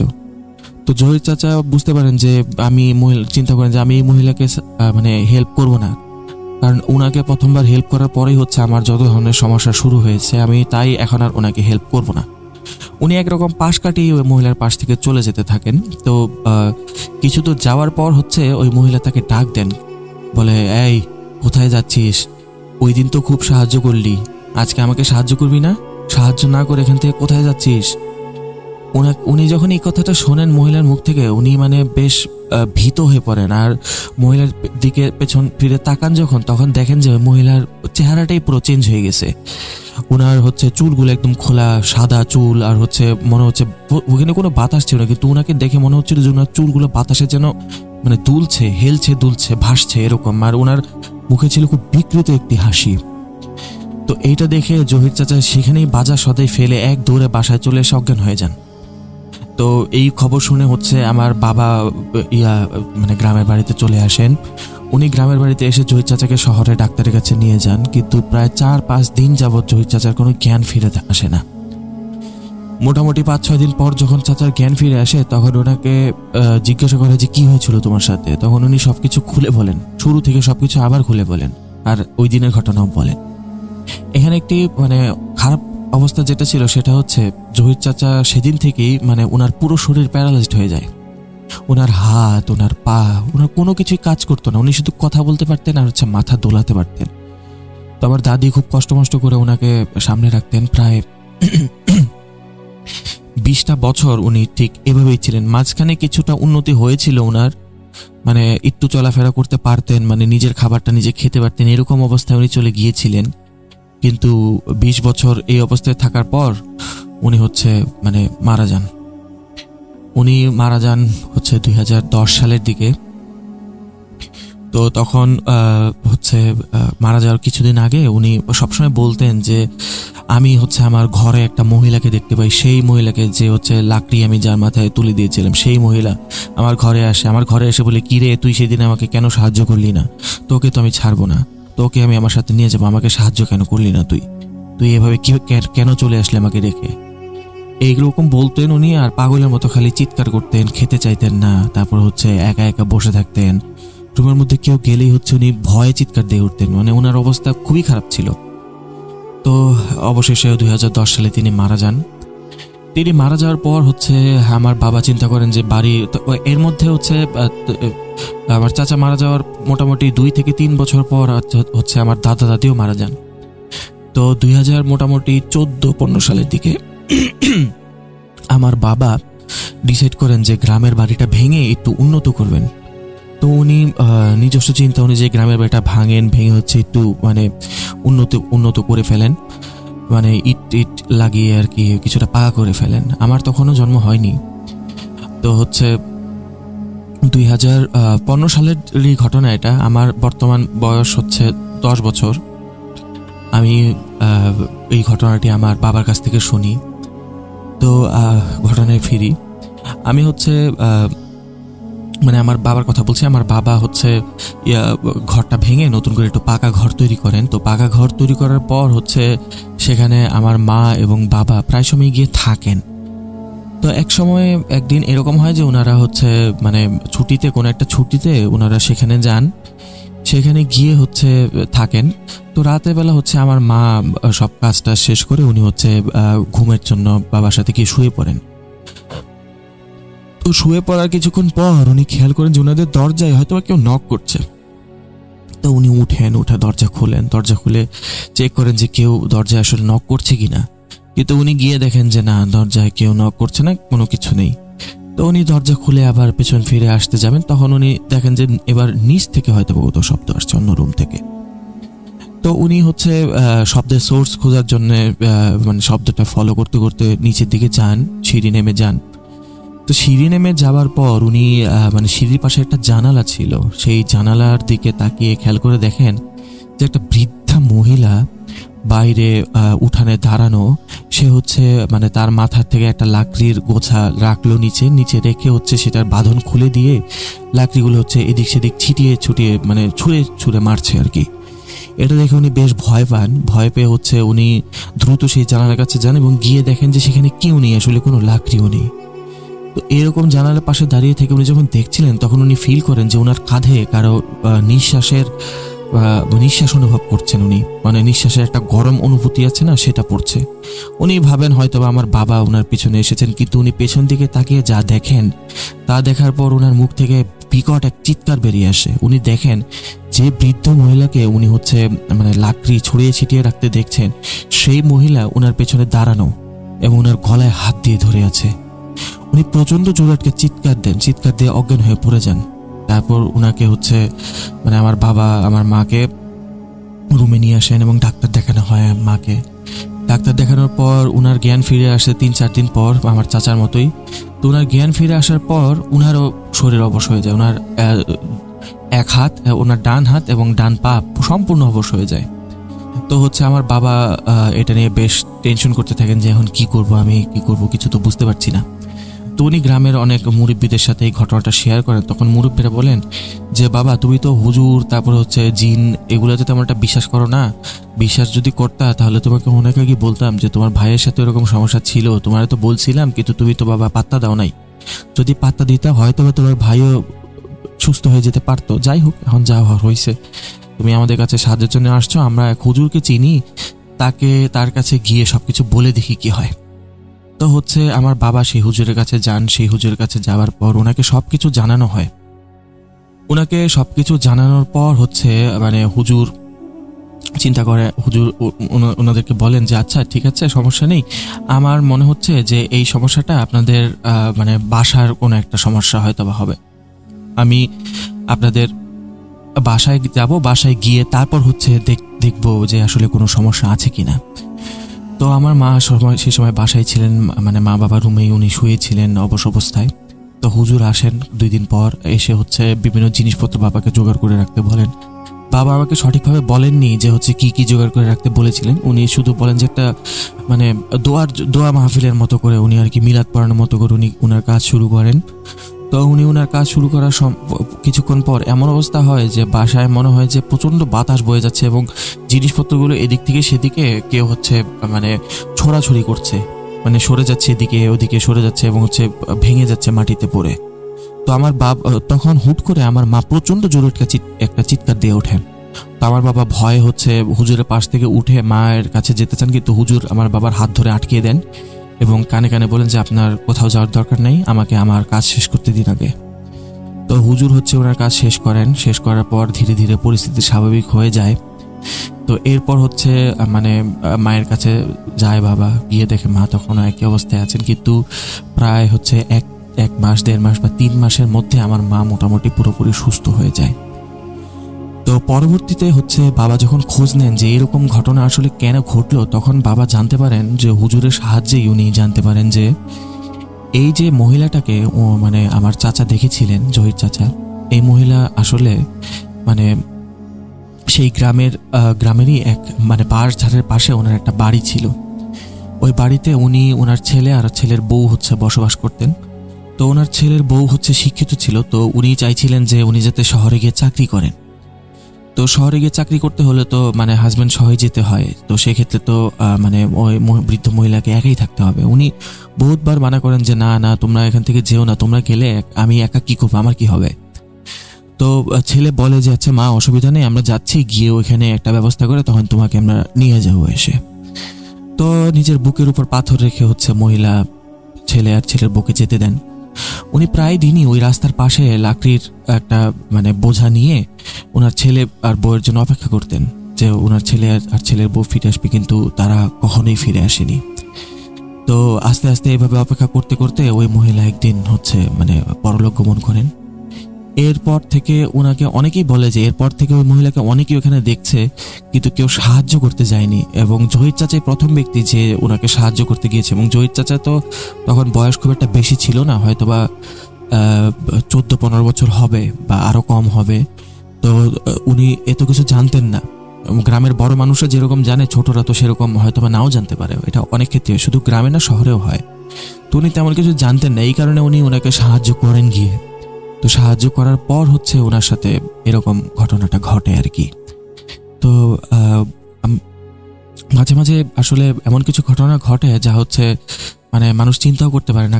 কেননা একটা মানুষকে সাহায্য করা থেকে যে এত বড় ঘটনা ঘটতে পারে এটা তো আসলে কেউ স্বপ্নেও কল্পনা করতে পারে না, ইভেন আমিও পারি না। তো প্রিয় লিসেনার্স, এই ছিল আজকের ঘটনাটি। তো আশা করি আপনাদের কাছে ভালো লেগেছে। তো ফিরে আসবো নতুন কোনো এপিসোডে নতুন কোনো ঘটনা নিয়ে। ততদিন পর্যন্ত সবাই ভালো থাকবেন, সুস্থ থাকবেন এবং ভূত.com এর সাথেই থাকবেন। আসসালামু আলাইকুম।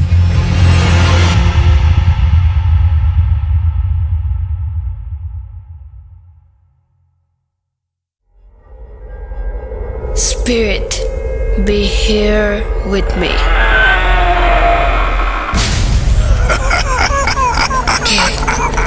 কে তুমি? Bhoot.com. The fear returns with Russell.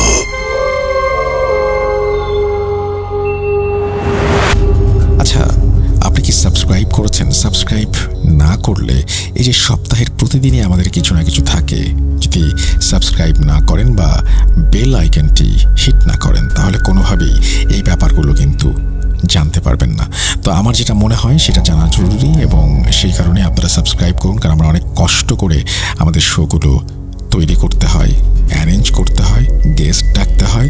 আপনারা যদি মানে আমাদের সঙ্গে সহযোগিতা করেন তাহলে আমরা হয়তো সামনে আরও বেশি এগিয়ে যেতে পারবো। আমরা চলে যাব আমাদের পরের ঘটনায়।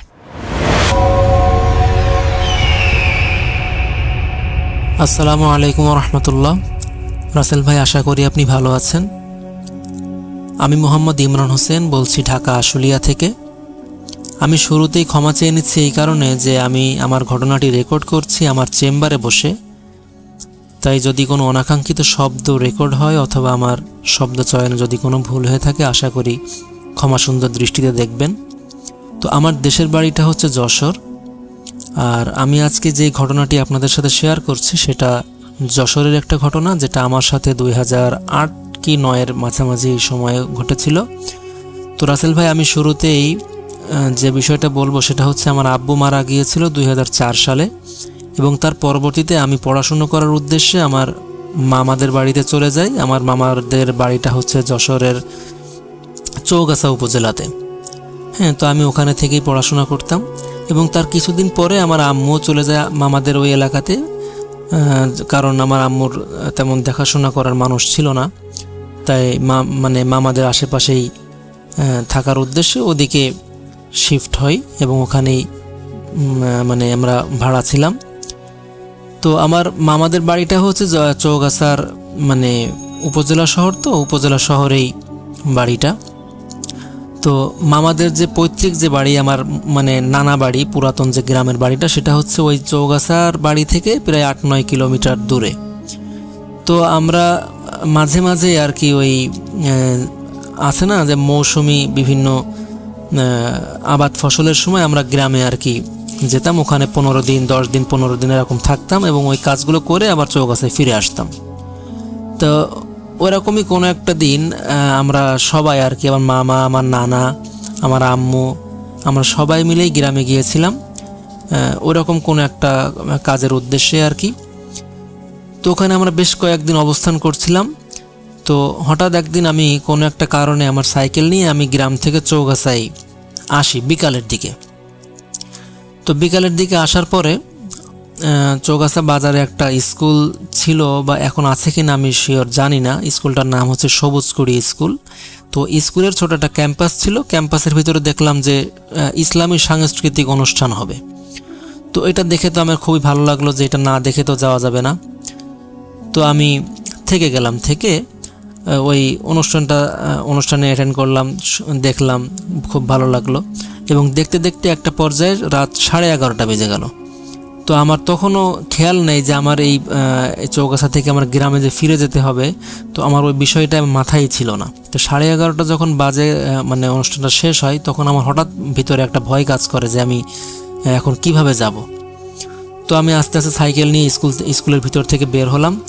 বের হয়ে চৌগাছা ওই বাজারের পাশে পশ্চিম দিকে একটা নদী আছে, নদীর উপরে তখন ব্রিজ ছিল, যেটা লোহার, ওই যে মানে টানেল টাইপের আর কি, সব দিকে আটকানো, এই ধরনের একটা ব্রিজ। এখন নাই অবশ্য, এখন নতুন ব্রিজ হয়েছে। তো আমি যখন ওই ব্রিজের ওখানে আসলাম, তখন দেখি যে আমাদের ওই গ্রামেরই কয়েকটা ছেলে, যারা আমার মাদ্রাসায় পড়তো আর কি। বলে রাখা ভালো যে আমি যে মাদ্রাসায় পড়তাম, দাখিল পর্যন্ত আমি যেখানে পড়েছি, ওটা হচ্ছে আমাদের ওই নানাদের গ্রামেই মাদ্রাসাটা। আমরা যাওয়া আসা করতাম আর কি প্রতিদিন। তো ওখানে যাওয়ার পরে দেখি যে গ্রামের কয়েকটা ছেলে ওখানে আছে, সবার কাছে সাইকেল আছে। তো আমি বললাম, ভাই আপনারা কি আসছিলেন এখানে অনুষ্ঠান শুনতে, দেখতে? তো বললো, হ্যাঁ আমরাও আসছিলাম। তা আমি বললাম যে ঠিক আছে, তো ভালোই হলো, তা আমরা একসাথে তখন যাওয়া যাবে। তো ওরা আমাকে বললো, ইমরান তুমি একটু অপেক্ষা করো, আমরা একটু বাজারের ভিতর থেকে ঘুরে আসি। তো ঠিক আছে, আমি অপেক্ষা করতে লাগলাম, ওরা চলে গেল বাজারে। তো আমার মাথায় এটা কাজ করেনি যে এখন রাত্র প্রায় 12টা বাজে, এখন তো বাজারের ভিতরে কোনো দোকানপাট খোলা নাই, তাহলে ওদের তো যাওয়ার কোনো কারণ নাই। তো আমি বেশ অনেক সময় অপেক্ষা করতে করতে প্রায় 12টা পার হয়ে গেছে। তো ওই সময় যখন ওরা আর আসে না, তখন আমি সিদ্ধান্ত নিলাম যে আমি একাই রওনা দিই। তো আমি আস্তে আস্তে রওনা দিলাম। রাতটা তখন মোটামুটি জ্যোৎস্না রাত ছিল, বেশ পরিষ্কার রাস্তাঘাট দেখা যাচ্ছিল। তো আমার সামনে বেশ কয়েকটা ভ্যান ছিল, যেহেতু ওই এলাকায় ভ্যানের খুব প্রচলন। তা আমার বেশ ভালো লাগলো যে এই ভ্যানগুলো যদি আমার গ্রাম পর্যন্ত যায়, বা তাহলে আমার বেশ সুবিধাই হবে, তাহলে কোনো ভয়ও লাগবে না, রাত্রে বেশ মানে ভালোভাবে যাওয়া যাবে। তো কিছু দূর যাওয়ার পরে দেখা গেল যে ওরা একটা জায়গায় যাওয়ার পরে মানে ভ্যানগুলো বিভিন্ন রোডে ঢুকে গেল। পরবর্তীতে আমি একদমই একা হয়ে গেলাম, আমার আগে পাশে কেউ নাই, আমি একদমই একা। আর রাস্তাটা ছিল একেবারেই শুনশান, দুই পাশেই ধান ক্ষেত এবং মানে উঁচু উঁচু গাছ রাস্তার দুই পাশে। হ্যাঁ, মোটামুটি মনোরম, আবার রাত্রের জন্য ওটা বেশ ভয়ঙ্কর। তো আমি রাস্তাতে দিয়ে যাচ্ছি, আর বিভিন্ন ধরনের মানে ভয়ের চিন্তা আমার ভিতরে কাজ করতেছে। তো এমন করতে করতে যাইতে যাইতে একটা জায়গা আছে হাজরাখানা মাদ্রাসা, ওই জায়গাটা নিয়ে অনেক ধরনের কথা প্রচলন আছে যে ওখানে বিভিন্ন সময় ডাকাতি হয়েছে, অনেক মানুষকে ওখানে মানে হত্যা করা হয়েছে, গাছে ঝুলিয়ে রাখা হয়েছে, এরকম অনেক কথা আর কি আমরা শুনেছি। তো আমি যখন ওই হাজরাখানা মাদ্রাসার সামনে গেলাম, তখন দেখি মানে সামনে যাওয়ার কিছুক্ষণ আগেই দেখি ওখানে কেউ একজন দাঁড়িয়ে আছে, এটা সাইকেল সাথে দাঁড়িয়ে আছে। তো আমি যতই কাছে যাচ্ছি, মানে মানুষের ওই মুখাভাবটা আমার একটু মানে পরিচিত মতো মনে হচ্ছে। তো একটা পর্যায়ে যেয়ে দেখলাম যে আমার খালাতো ভাই ওখানে দাঁড়িয়ে আছে। আমার খালাতো ভাইয়ের নাম অলিউল্লাহ, ও সাইকেল নিয়ে ওখানে দাঁড়িয়ে আছে। তো এটা দেখে আমি যথেষ্ট অবাক হলাম যে ওর এখানে এখন থাকার কোনোভাবেই কথা না। কারণ চৌগাছা বাজার থেকে আমার মামাদের বাড়িটা যতটুক দূরত্ব, 8 থেকে 9 কিলোমিটার, চৌগাছা থেকে ঠিক অপোজিট সাইডে ওর বাড়িটা অতটুকুই দূরত্ব, 8 থেকে 9 কিলোমিটার রাস্তা হবে। তো ও কোনোভাবেই এই রাত্রে এই দিকে আসার কোনো কথা না, এবং এরকম নিরিবিলি এলাকায় দাঁড়িয়ে থাকার কথা না। তো আমি উপায়ন্তর না দেখে, যেহেতু একদমই আমার সামনে চলে এসেছে, তো আমি সাইকেলটা ব্রেক করে ওখানে দাঁড়াতে বাধ্য হয়েছি আর কি। পরে অলিউল্লাহ আমাকে বললো যে কী ব্যাপার ইমরান, তুমি কোন জায়গা থেকে আসছো? তাই আমি বললাম আমি তো বাজারে আসছিলাম, পরে দেখি যে ইসলামী সাংস্কৃতিক অনুষ্ঠান হচ্ছে, তা না শুনে তো আর আসতে পারলাম না দেখে। তো দেখতে দেখতে আর কি রাত হয়ে গেছে। তো আমার ভিতরে একটা সংশয় কাজ করছে যে এর সাথে এত বেশি কথা বলা যাবে না। তো ও বললো ঠিক আছে চলো আমাদের বাসায় চলো। আমি বললাম যে না, বাসায় যাওয়া যাবে না, আমি তো কাউকে বাসায় বলে আসিনি, তো তুমি যাও আর কি, আমি চলে যাই, না আম্মু চিন্তা করবে। এই বলে আমি যত দ্রুত সম্ভব ওর থেকে পৃথক হয়ে গেলাম এবং সাইকেল নিয়ে আমি বেশ কিছুটা এগিয়ে যেয়ে আমি পিছন দিকে যখন তাকালাম তখন দেখি যে আসলে কেউ নাই পিছনে। তো এই জিনিসটা আমি খুবই ওই সময় আমি খুব প্রচণ্ড ভয় পেয়ে যাই এবং সাইকেল অতি দ্রুত চালানো শুরু করি।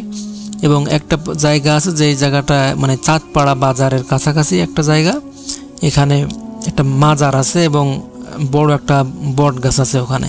তা আমি যখন ওই জায়গাটায় যাই আমি শুধু অনুভব করি যে বট গাছের যে ডালপালাগুলো আমাকে মাটির সাথে একবার চেপে ধরছে, এরকম একটা অনুভব। আমি কিন্তু এমনি কিছু দেখছি না, জাস্ট আমার অনুভূতিটা এমন হচ্ছে যে আমাকে মনে হয় মাটির সাথে চেপে ধরার মতো করলো। তো আমি এইভাবেই আমি খুব ভয়ে ভয়ে আর কি বাড়িতে পৌঁছে গেলাম। তো পরবর্তীতে বাসায় যেটা হয় যে খুব রাগারাগি করলো যে তুমি কাউকে কিছু না বলে চলে গেলে, চলে গিয়েছিলে আবার ইয়া করলে। তো এইভাবে আর কি খুব রাগারাগি করে। তো রাসেল ভাই এরপর আর আমার সাথে কোনো কিছু হয়নি। তো এটা ছিল একটা ঘটনা। আর একটা ঘটনাও আমার এই রাস্তাকে কেন্দ্র করেই ঘটেছে। সেটা হচ্ছে আমার আম্মু যখন প্রথম ওই যশোর থেকে চৌগাছায় শিফট হয়, তো তখন আমাদের কিছু কিছু মালামাল আসবাবপত্র তখনও যশোরে থেকে গিয়েছিল। তো আমার ওই যে বললাম যে আমরা মাঝে মাঝে গ্রামে থাকতাম, তো ওই দিন আমি আর আমার মামাতো ভাই, যেহেতু আমার সমবয়সী এক ক্লাসে পড়তাম, তো আমাদের ভিতরে বন্ডিংটা খুব ভালো ছিল। আমরা মাঝে মাঝে গ্রামে ওই বাড়িতে থাকতাম আর কি। তো ওই দিন আমি, আমার মামাতো ভাই আর আমার নানু ছিলাম ওই বাড়িতে। তো আমার আম্মু বললো কি তুমি যাচ্ছ যাও, কিন্তু খুব ভোরে ভোরে চলে আসবা, কারণ ওই একটা ভ্যান এখান থেকে যাবে যশোরে, ওর সাথে করে তুমি ওই বাসার ওই মালামালগুলো নিয়ে আসবে আর কি। তো ঠিক আছে, আমি সেইভাবে আর কি গ্রামে গেছি। আমার মাথায় আছে যে আমাকে ভোরে চলে আসতে হবে। তো সেইভাবে আমরা খাওয়া দাওয়া করে রাত্রে ঘুমিয়ে পড়ি এবং ফজরের আজান যখন দেয় তখন আমিও উঠি, আমার নানুও ওঠে আর কি। তো নানু ওযু করলো, আমিও ওযু করলাম, বাসায় নামাজ পড়ে আমি আমার সাইকেল নিয়ে বের হয়ে গেলাম। তো আমি আসছি কিন্তু সকাল হওয়ার কোনো নামগন্ধও নাই। আমার ভিতরে টেনশন কাজ করতেছে যে ফজরের আজান হয়ে গেল, নামাজ পড়লাম, এখনও সকাল হচ্ছে না। তো এই জিনিসটা আমার কাছে কেমন যেন একটু অদ্ভুত মতো লাগতেছে আর কি। তো একটা পর্যায়ে আমি যখন ওই যে চাঁদপাড়া বাজারের কাছাকাছি আসছি, তো ওই জায়গায় রাস্তার বাম সাইডে একটা ছোট খাল আছে, যেখানে ওই করা হয় আর কি, পাট জাগ দেওয়া হয়। ওখানে খুব একটা কটু গন্ধ থাকে প্রায় সময়, যখন পাট জাগের সময় হয় তখন একটা গন্ধ ছড়ায়। তো আমি যখন ওখানে গেলাম তখন হঠাৎ করে দেখি আমার ডান সাইডে ফাঁকা মাঠ, তো সেই মাঠের ওখান থেকে বড় একটা ষাঁড় গরু সাদা রঙের আমার দিকে জোরে তেড়ে আসছে আর কি। তো এটা দেখে আমি একটু ভয় পেয়ে যাই যে যদি ও আমাকে লক্ষ্য করে হেঁটে দৌড়ে আসে তাহলে তো অবশ্যই আমাকে গুঁতা মারবে আর আমি কিছু একটা দুর্ঘটনা ঘটে যাবে আর কি। তো আমি ওই জিনিসটা দেখে আমি সাইকেলটা নিয়ে বাম দিকে খালি চেপে যাচ্ছি। তো চাপতে চাপতে একটা পর্যায়ে প্রায় আমি খালের ভিতরে পড়ে যাব, এমন একটা সময় আমার সম্বিত ফিরে পাই আমি। তখন দেখি যে না, আসলে গরু টরু কিছুই নাই, আমি জাস্ট খালের ভিতরে চলে যাচ্ছি। তো যাই হোক, আমি কোনোভাবে সামলে নিয়ে আবার রাস্তায় উঠে সাইকেল চালাই এবং ভিতরে ভিতরে ও একটু ভয় ভয় কাজ করে, কিন্তু এর মাঝে আর কোনো সমস্যা হয়নি। কিন্তু আমি যখন চৌগাছা বাজারে ঢুকবো ওই সময়টাই ওই এলাকাটায় আবার যেহেতু অনেক দোকান টোকান আছে, ছোট ছোট লাইট জ্বলতেছে। তো ওই আলোয় আমি দেখলাম যে ব্রিজে, যে ওই আমি যে বললাম যে চৌগাছা বাজার যেটা ব্রিজ আছে, ওই ব্রিজের ওই পাশ থেকে একজন সাইকেলে আসছে, বেশ বড় সড়ো একজন মানুষ। তো আমিও যখন ব্রিজে উঠছি এবং ওই লোকটা ওই পাশ থেকে ব্রিজে উঠলো এবং আমাদের ক্রসিংটা হলো একবারে ওই ব্রিজের মাঝখান বরাবর। তা যখন আমার পাশাপাশি আসলো আমি অনুভব করলাম লোকটা একদমই আপনার ব্রিজের মাথায় লেগে যাওয়া, মাথায় তার মাথা লেগে যাওয়ার মতো। আমি যে বললাম যে টানেল টাইপের যে ব্রিজটা, তো মনে হলো যেন ওই তার মাথাটা ওখানে লেগে যাচ্ছে, এমন এতটাই বড় সড়ো মানুষ। এবং সে আমার পাশ দিয়ে যখন ক্রস করলো তখন আমার কয়েক সেকেন্ডের জন্য মনে হলো পুরো শরীর শীতল হয়ে গেলো এবং অবশ ঝিমঝিম একটা ভাব আমার শরীরে কাজ করলো। তো এরপরে আমি খুব দ্রুত বাসায় চলে গেলাম, যেহেতু বাসাটা আমাদের বাজারের ভিতরেই ছিল। বাসায় যেয়ে আমি নক করলাম। নক করার পরে আমার আম্মু যখন আসলো, এসে আমার আম্মু তো হতভম্ব হয়ে গেছে যে আমি কোন জায়গা থেকে আসলাম এখন। তো আমি বললাম আমি তো ফজরের আজান দিল, আমিও উঠলাম, নানুও উঠলো, আমি নামাজ কালাম পড়ে বের হয়েছি। তো ওই দিন আবার আমাদের বাসায় আমার মামা ছিল, মামা মানে ওই কথা শুনে সে একটু রাগ করে উঠছে ঘরের ভিতর থেকে, যে তাই তুমি কি বলো, এখন জানো কয়টা বাজে, এখন তো প্রায় 2:30 বাজে, তুমি কোন জায়গা থেকে আসছো, এখন বলো যে আজান হয়ে গেছে, তুমি নামাজ পড়ে আসছো। তো আমি তো হতভম্ব হয়ে গেছি যে আসলে ঘটনা কি। আমি তো তখন আমার কাছে মোবাইল ছিল না, আমি সম্ভবত তখন ক্লাস 7 কি 8 পড়ি, মোবাইল ছিল না, তো আমি বুঝতে পারি নাই। তো বিশ্বাস করেন রাসেল ভাই, আমি বাসায় যাওয়ার পরে আরও একটা ঘুম দেওয়ার পরে যে ফজরের আজান হয়েছে। তো আমার এখানে একটা প্রশ্ন, যে আমি যদি এই ঘটনাটা শুধুমাত্র আমার সাথেই ঘটতো বা তাহলে তো আমি জিনিসটা শুনতাম, আজানটা আমি শুনতাম, কিন্তু আজান আমি শুনলাম, আমার নানুও শুনলো, আমরা দুইজনই উঠলাম ফজরের নামাজের জন্য, তাহলে কেন এই আজানটা মানে অত রাত্রে হলো? তো এটাই ছিল আমার একটা ঘটনা। তো রাসেল ভাই, যদি আমার ঘটনাটি ভালো লাগে তাহলে আমার জীবনে আরও অনেকগুলো ছোট ছোট ঘটনা আছে, আমি পর্যায়ক্রমে আপনাদেরকে পাঠাবো। তো সকলে ভালো থাকবেন। আসসালামু আলাইকুম ওয়া রাহমাতুল্লাহ।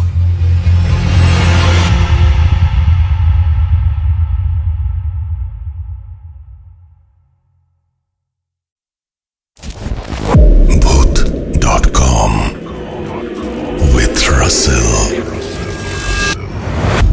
Welcome back. আগের দুটো ঘটনার আগে আমি বেশ বকবক করেছি, সুতরাং এবার আর বকবক করতে চাই না, সরাসরি চলে যেতে চাই ঘটনায়। চলুন শুরু করা যাক।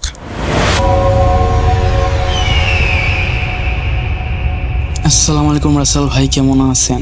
আশা করি আপনি ভালো আছেন, কেননা আপনি সবসময় ভালোর দলে থাকেন, আর আমিও ভালো আছি আলহামদুলিল্লাহ। আমি মূলত আজকে একটা ঘটনা নিয়ে হাজির হয়েছি, যেটা আমার এক বন্ধুর আত্মীয়র সাথে ঘটে গেছে। সে প্রবাসে থাকে, সো তখন প্রবাসে থাকাকালীন একটা ভয়ানক মুহূর্তের শিকার হয় বা ভয়ানক ঘটনা তার সাথে ঘটে যায়।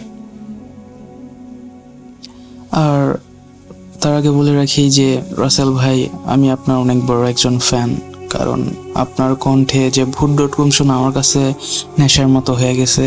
সো প্রতি রাতে যদি Bhoot.com না শুনি তাহলে ঘুমই আসে না, এইটা হচ্ছে মেন বিষয়। আর এখন যদি আমি ঘটনাটা শুরু করি তাহলে ঠিক আছে।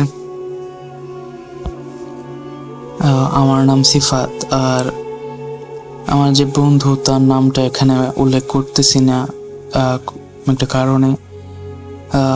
তাহলে আমি আমার বন্ধুর যে আত্মীয়, সেটা হচ্ছে ওর আত্মীয় বলতে ও হলো মামা, মানে ওর মামার সাথে এই ঘটনাটা ঘটে গেছে।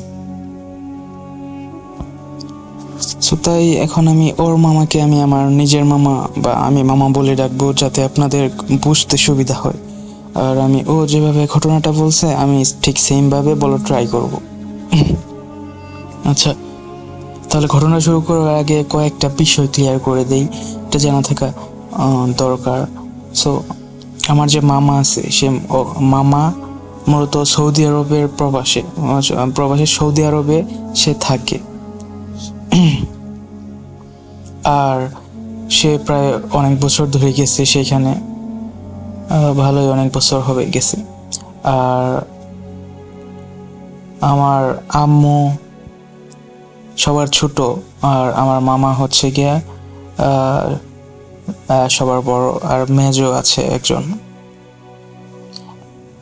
আচ্ছা, যাই হোক, এখন তাহলে মূল ঘটনায় আসি। ঘটনাটা মূলত একদিন হঠাৎ করে যে আমার মামার যে রুমমেট আছে, আমার মামার রুমমেট লক্ষ্য করে, মানে আমার মামার রুমমেট একটু বাইরে গেছিল, বাইরে থেকে যখন ভেতরে আসে, মামা তখন ভেতরে ছিল, বাইরে থেকে যখন রুমের ভেতরে আসে তখন সে এই পরিবেশটা দেখে পুরোপুরি একবারে টাসকে খেয়ে যায়, একবার অবাক হয়ে যায়, কারণ দেখে যে মামা তার হাতে একটা ইট, তার এক হাতে একটা ইট, সে তার ওই ইটটা দিয়া তার যে দাঁত আছে তার দাঁতগুলা ভাঙতেছে, রক্ত গড়গড়ায় পড়তেছে, আর একটা বিশ্রী একটা হাসি মুখের মধ্যে। আর সেই রক্ত দিয়া যে রুমের যে দেয়াল আছে, সেই দেয়ালের মধ্যে ফাতেমা ফাতেমা ফাতেমা এই নাম লিখে ভরাই ফেলাইছে। মানে দেয়ালের একটা সিঙ্গেল স্পেস নাই যেখানে এই নামটা লেখে নাই। এত মানে পুরো ভরাই ফেলাইছে লেখা লেখা, আর একটা বিশ্রী হাসি দিতেছে। এই দৃশ্যটা দেখে আমার মামার যে রুমমেট সে অনেক ভয় পায় যে কি হইতেছে এসব। তারপরে ও আমার মামা ওই রুমমেটের দিকে তাকাইয়া একটা বিশ্রী হাসি দিয়ে অজ্ঞান হয়ে যায়। তারপর আমার মামার রুমমেট সে এই ঘটনাটা আমার নানাকে বলে যে আপনার ছেলে যে এরকম করতেছে, পাগলামি শুরু করছে, ওকে নিয়ে যান এখান থেকে, বা ওকে দেশে যাইতে বলেন, কারণ ওর অবস্থা ভালো না।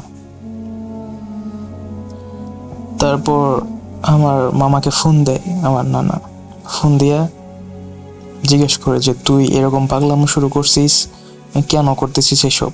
তোর বলে যে এই অবস্থা করছো কেন?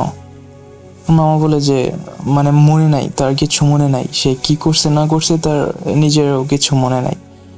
বলে যে কেন কি করছে আমি তো কিছু মনে নাই। তারপরে নানা বলে যে তোর কিছু ভাবতে হবে না, তুই আয়সা পড়। পরে মা বলে যে আচ্ছা আমি আসতেছি, এখন তো একটা সময়ের ব্যাপার আছে, যে প্রসেস হওয়ার ব্যাপার আছে, আমি এটি করব, তারপরে একটা আসার চান্স আছে, আমি তো হুট করেই তো আর যাইতে পারবো না, সময় লাগবে আমার। নানা বলে যে আচ্ছা তাড়াতাড়ি আয় তুই। সো এই ঘটনাটাই যে দেশে ফেরত যাওয়ার যে আগের যে সময়টুকু, যে ওই সময়টুকুর মধ্যে আর একটা ঘটনা ঘটে যায়। এই ঘটনাটা হয়েছে কি যে মামা র্যান্ডমলি সে একটা পুকুর অথবা নদী বলতে পারেন ওটার পাশে দাঁড়াই ছিল বা হাঁটাহাঁটি করতেছিল। তো ওই সময় আমার মামার মধ্যে ওই জিনটা আবার ভর করে। ওই জিনটা ভর করে তখন হঠাৎ করে সে স্ট্যাচু হয়ে যায় অ্যান্ড কই থেকে জানি ছুরি বের করে সে অনবরত তার আঙ্গুল, যে একটা আঙ্গুল কাটা ট্রাই করতেছে, বিশাল জোরে জোরে ফেস দিতেছে, কিন্তু তারপরেও কাটতেছে না। এত জোরে জোরে ফেস দিতেছে, মানে এটা যদি দেয়ালের মধ্যে দেওয়া হয়, দেয়ালের মধ্যে যদি দেয় তাহলেও অ্যাটলিস্ট বিন্দুমাত্র স্ক্র্যাচ পড়ে, বাট তার আঙ্গুলে কিচ্ছু হইতেছিল না। তারপর সেই আল্লাহু আকবার বইলা আঙ্গুলের মধ্যে যেই ফেস দেয় তার আঙ্গুল একবারে কাইটা পড়ে যায়। তখন সবাই আসে ধরাধরি করে, তাকে কি হইতেছে, রক্ত পড়তেছে, সবাই অ্যাম্বুলেন্সের যে একটা আছে না, একটা বেডের মতো যে শোয়ায়, যে অ্যাম্বুলেন্সের ভিতরে ঢুকায়, ওইখানে ওটা করে তাকে নেয়। কিন্তু যখন অ্যাম্বুলেন্সের ভিতরে ঢোকানোর আগে সে ওইখানে শুয়ে থাকা অবস্থাতেই তার এক হাতের ওই কাটা আঙ্গুলটা এক হাতে নিয়ে শুয়ে থাকা অবস্থাতেই ওই আঙ্গুলের দিকে এক নজরে তাকায় রয়েছে আর বিশ্রী একটা হাসি দিতেছে। তারপরে ওইখানে লোকজন তার আঙ্গুলটা নিয়ে পুকুরের মধ্যে ঢেল মারে ফালাই দেয়। তারপরে আবার মানে তার এইটাও মনে নাই কি হয়েছে, এটাও তার মনে ছিল না। তারপরে যত তাড়াতাড়ি সম্ভব সে দেশে ফিরে আসে। দেশে ফিরে আসার পর আপনার প্রথমত তো নানা তাকে দেখা বলে যে তুই ঠিক আছস, তোর কি হয়েছিল, মানে সব আমার খুলে বল। তারপরে সে বলে সবকিছু, যে আমার এই অবস্থা, আমার কিছু মন থাকে না, ওরা বলে। তারপর নানা খেয়াল করে যে তার হাতের আঙ্গুলের ওইখানে কিন্তু মামা মিথ্যা কথা বলে যে আমার এটা কিছু হয় না, ছোটখাটো একটা কাটে গেছিল একটু, তার জন্য ব্যান্ডেজ করছে, মিথ্যা কথা বলে নানারে। তারপর আপনার ভালোই এক মাস ভালোই দিনকাল কাটতেছিল, কোনো সমস্যা হইতেছিল না, সবকিছু নর্মাল ছিল।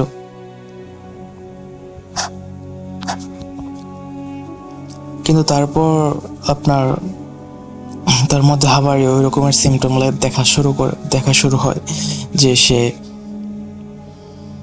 তো হঠাৎ করে চুপ হয়ে যায়, একা একা কথা বলে, রুম থেকে বের হয় না, বা তো সবার সাথে রাগারাগি করে, এরকম সিমটম দেখা শুরু হয়। তখন নানা মোটামুটি বুঝতে পারা যায় যে যেহেতু বিদেশে থাকা অবস্থাতেও ওর সাথে এরকম অ্যাবনর্মাল ঘইটা গেছে কিছু একটা, আর এখন হইতেছে, তাহলে হুজুরের ব্যাপার, হুজুরে ডাকতে হবে।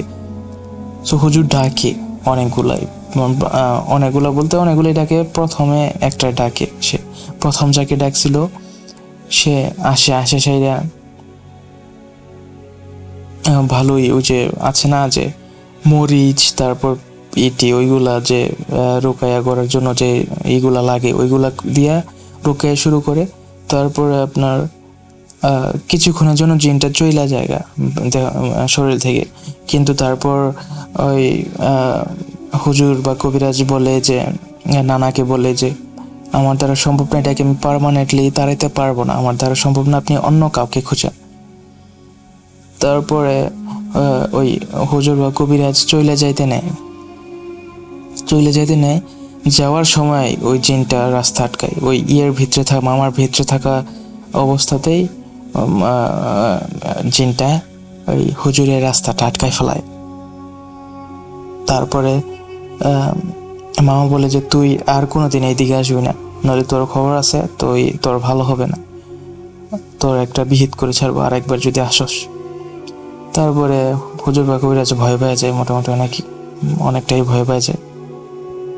তারপর ওই যে তারা যে জায়গায় দাঁড়াইছিল তার পাশেই একটা পুকুর ছিল, বড় পুকুর ছিল। সো কি করে মামা ওকে মায়ের মুড় দেয়, অনেক মায়ের দিয়ে পুকুরে ফালাই দেয়, ডেল মাইরা ফালাই দেয়। তারপর সে ভাগ্য ভালো যে সে সাঁতার টাতার জানতো, সো উঠে আসতে পারে। উঠে এসে তখন সে চলে যেতে নেই বাজারের মধ্যে ওই হুজুরের নানার সাথে দেখা হয়। সেই হুজুর নানাকে বলে যে আমার দ্বারা এটা কোনোভাবেই সম্ভব না, আপনি অন্য কাউকে দেখতে থাকেন, অন্য কাউকে দেখেন, আমি এটা কিছু করতে পারবো না। নানা তারপর অনেকগুলাই কবিরাজ হুজুর এগুলো দেখায়, কিন্তু কেউই পারে না, সবাই ব্যর্থ। শেষমেশ একটা হুজুর বলে যে এটা তো একটা মেয়ে জিন, কেন ধরছে এটা তো বলা চাইতেছে না, আমিও বুঝতেছি না। তো আমার মনে হয় যে বিয়ে দিয়ে দিলে, আপনার ছেলেকে যদি আপনি বিয়ে দিয়ে দেন, তাহলে হয়তো বা এটা ঠিক হয়ে যাবে। তারপর নানা তাই করে বিয়ে দিয়ে দেয়, অ্যান্ড বিয়ে দেওয়ার পর সত্যি সবকিছু ভালো হয়ে যায়। 1 বছর 1.5 বছর কিচ্ছু হয় না, সবকিছু নর্মাল ঠিকঠাক।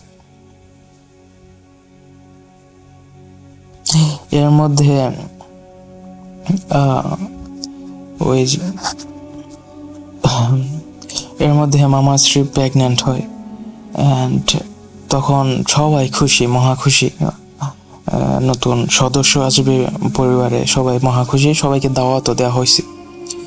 এটা মূলত 1.5 বছর পরের ঘটনা, বিয়ের 1.5 বছর পরের ঘটনা। এটা সবাইকে বাড়িতে আনা হয়েছে, সবাই হাসি খুশি মানে কুশল বিনিময় করতেছে এরকম। ওই সময় মামা একটা কাজে বাইরে গেছিল, ঘরের ভিতরে মামার স্ত্রী অর্থাৎ মামি আর আরো সবাই মামিকে নিয়ে কথা বলতেছে। সো তারপর কি হয় কি, মামা যে বাইরে গেছিল না, মামার মধ্যে আবার ওই জিনটা ভর করে। তারপর সে কই থেকে জানি একটা টেইলর আছে না, টেইলরে যে কাঁচি, বড় বড় কাঁচি ব্যবহার করে, ওই কাঁচির নাট বল্টু ওইগুলো খুইলা একটা ছুরির মতো বানাইয়া, বিশ্বাস করবেন না রাসেল ভাই, ওই ছুরির মতো বানাইয়া তার গলার মধ্যে একটা জোরে ফেঁস দেয়, একটা ফেঁস দেয়, তার গলার একবারে কাইটাই জায়গা, ভোকাল কোর্ড অর্থাৎ কণ্ঠনালীটা যাচ্ছে, এইটা কাইটা যায় একবারে, পুরোপুরি না বা কাইটা যায়, মারাত্মকভাবে কাইটা যায়। গরু জবাই দিলে যে কিরকম একটা সিনারি, প্রায় ওই রকম একটা মানে একটা বিশ্রী একটা অবস্থা। আচ্ছা, একবারে কোনো কিছু চিন্তা না করিয়া এবারে চালাই দিছে গলার উপর দিয়ে। তারপরে শব্দ হয়, মানে সবাই আসে দেখে যে এই অবস্থা, এইগুলা রক্ত পুরা ফ্লোর ভিজে গেছে রক্তে, এই অবস্থা, হাতের মধ্যে গেছি। তারপরে জিগাইতেছে যে কি হয়েছে, সবাই একবার নাজেহাল অবস্থা সবার। তারপর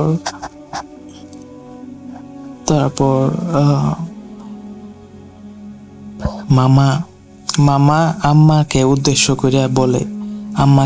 করে বলে যে এই আমার জন্য সিগারেট নিয়ে আস, আমি সিগারেট খাবো, আমার জন্য সিগারেট নিয়ে আয়। তারপরে মা তো কিছু বুঝতেছে না, মানে একবারে ছোট, তার মধ্যে তখন ছোট ছিল, ভয়ে একবারে শেষ হয়ে গেছে। তারপর সিগারেট নিয়ে আসছে ওই অবস্থাতে, মানে সবার মাথা হ্যাং হয়ে গেছে, কি চলতেছে এটা কি, এখনো সবাই কোনো কিছু পদক্ষেপ নিয়ে সারে নাই। ওই অবস্থাতেই সে সিগারেট খায়, সিগারেট ধরায়, বিড়ি ধরায়, সিগারেট খায়।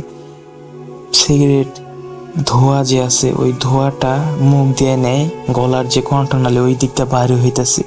এরকম একটা বিশ্রী একটা সিনারি। আর একটা পাগলের মতো একটা বিশ্রী একটা হাসি দিয়ে সে মনের সুখে হাসতেছে। তারপরে যখন কিছুটা নর্মাল হইতে নেয়, অজ্ঞান হয়ে পড়ে যাইতে নেয়, তখন সবাই ধরাধরি করে হাসপাতালে নিয়ে যায় তাকে। হাসপাতালে নিয়ে যাওয়ার পর সে বাই চান্স বাইচে যায়। ভাগ্য ভালো সে বাইচে যায়, কারণ চেনটা অবশ্যই এত সহজেই তাকে ছাড়বে না, সে বাইচে যায়। তারপর কি হয় যে আরো 2 বছর পার হয়ে যায়, তখন তাদের ঘরে ভালোই 2টা সন্তান হয়েছে, অনেক সুখী একটা পরিবার। তারপর সবকিছু সবাই ভাবছে যে হয়তো বা পুরোপুরি ঠিক হয়ে গেছে, আর কোনো সমস্যা হবে না, বাট তারা ভুল ছিল। লাস্ট টাইম শেষবারের মতো জিনটা আবার তাকে তার উপর ভর করে, আর ভর কইরা তার মানে এমন ভাবে ভর করে, তার যে ব্রেন আছে, তার ব্রেন মস্তিষ্ক কাজ করা বন্ধ করাই দেয়, মানে একটা মারাত্মক ভাবে, একটু খতরনাক ভাবে তার উপর ভর করে, যে সে চিন্তা শক্তি হারাই ফেলায়। তারপর থেকে সে মনে করেন যে অ্যাবনর্মাল হয়ে যায়, পাগল হয়ে যায়, কথা বলতে পারে না, প্রোনাউন্সিয়েশন করতে পারে না, বাংলা ভাষা হারাই ফেলছে, মানে পুরোপুরি পাগল হয়ে গেছে। অ্যান্ড তারপর এখন তার অবস্থা যদি জিগান যে সে বাইচে আছে, কিন্তু মানে পাগল অবস্থা।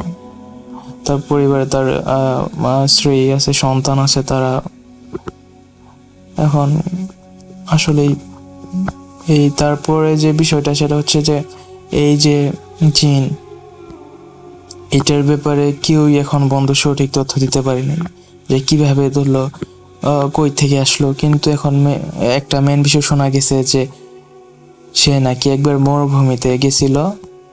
মরুভূমিতে কোনো একটা কাজে গিয়েছিল, তখন হঠাৎ করে তাকে ধরছে, ওইখান থেকে বলে তার পিছনে পড়ছিল ওই জিনটা। আচ্ছা, যাই হোক রাসেল ভাই, এই ছিল আমার ঘটনা যদি ভালো লাগে তাহলে শেয়ার করবেন, আর থ্যাঙ্কস। আরও একবার আপনাদের সবাইকে স্বাগত জানাচ্ছি, আমি রাসেল। আশা করছি আপনারা সবাই ভালো আছেন, ভালোর দলে আছেন, এবং মূল্যবান ছুটির দিন থেকে কিছু সময় আমাকে দেওয়ার জন্য আপনাদেরকে অসংখ্য ধন্যবাদ জানাই। আমরা অলরেডি চেষ্টা করছি হ্যালোউইনের ঘটনা নিতে।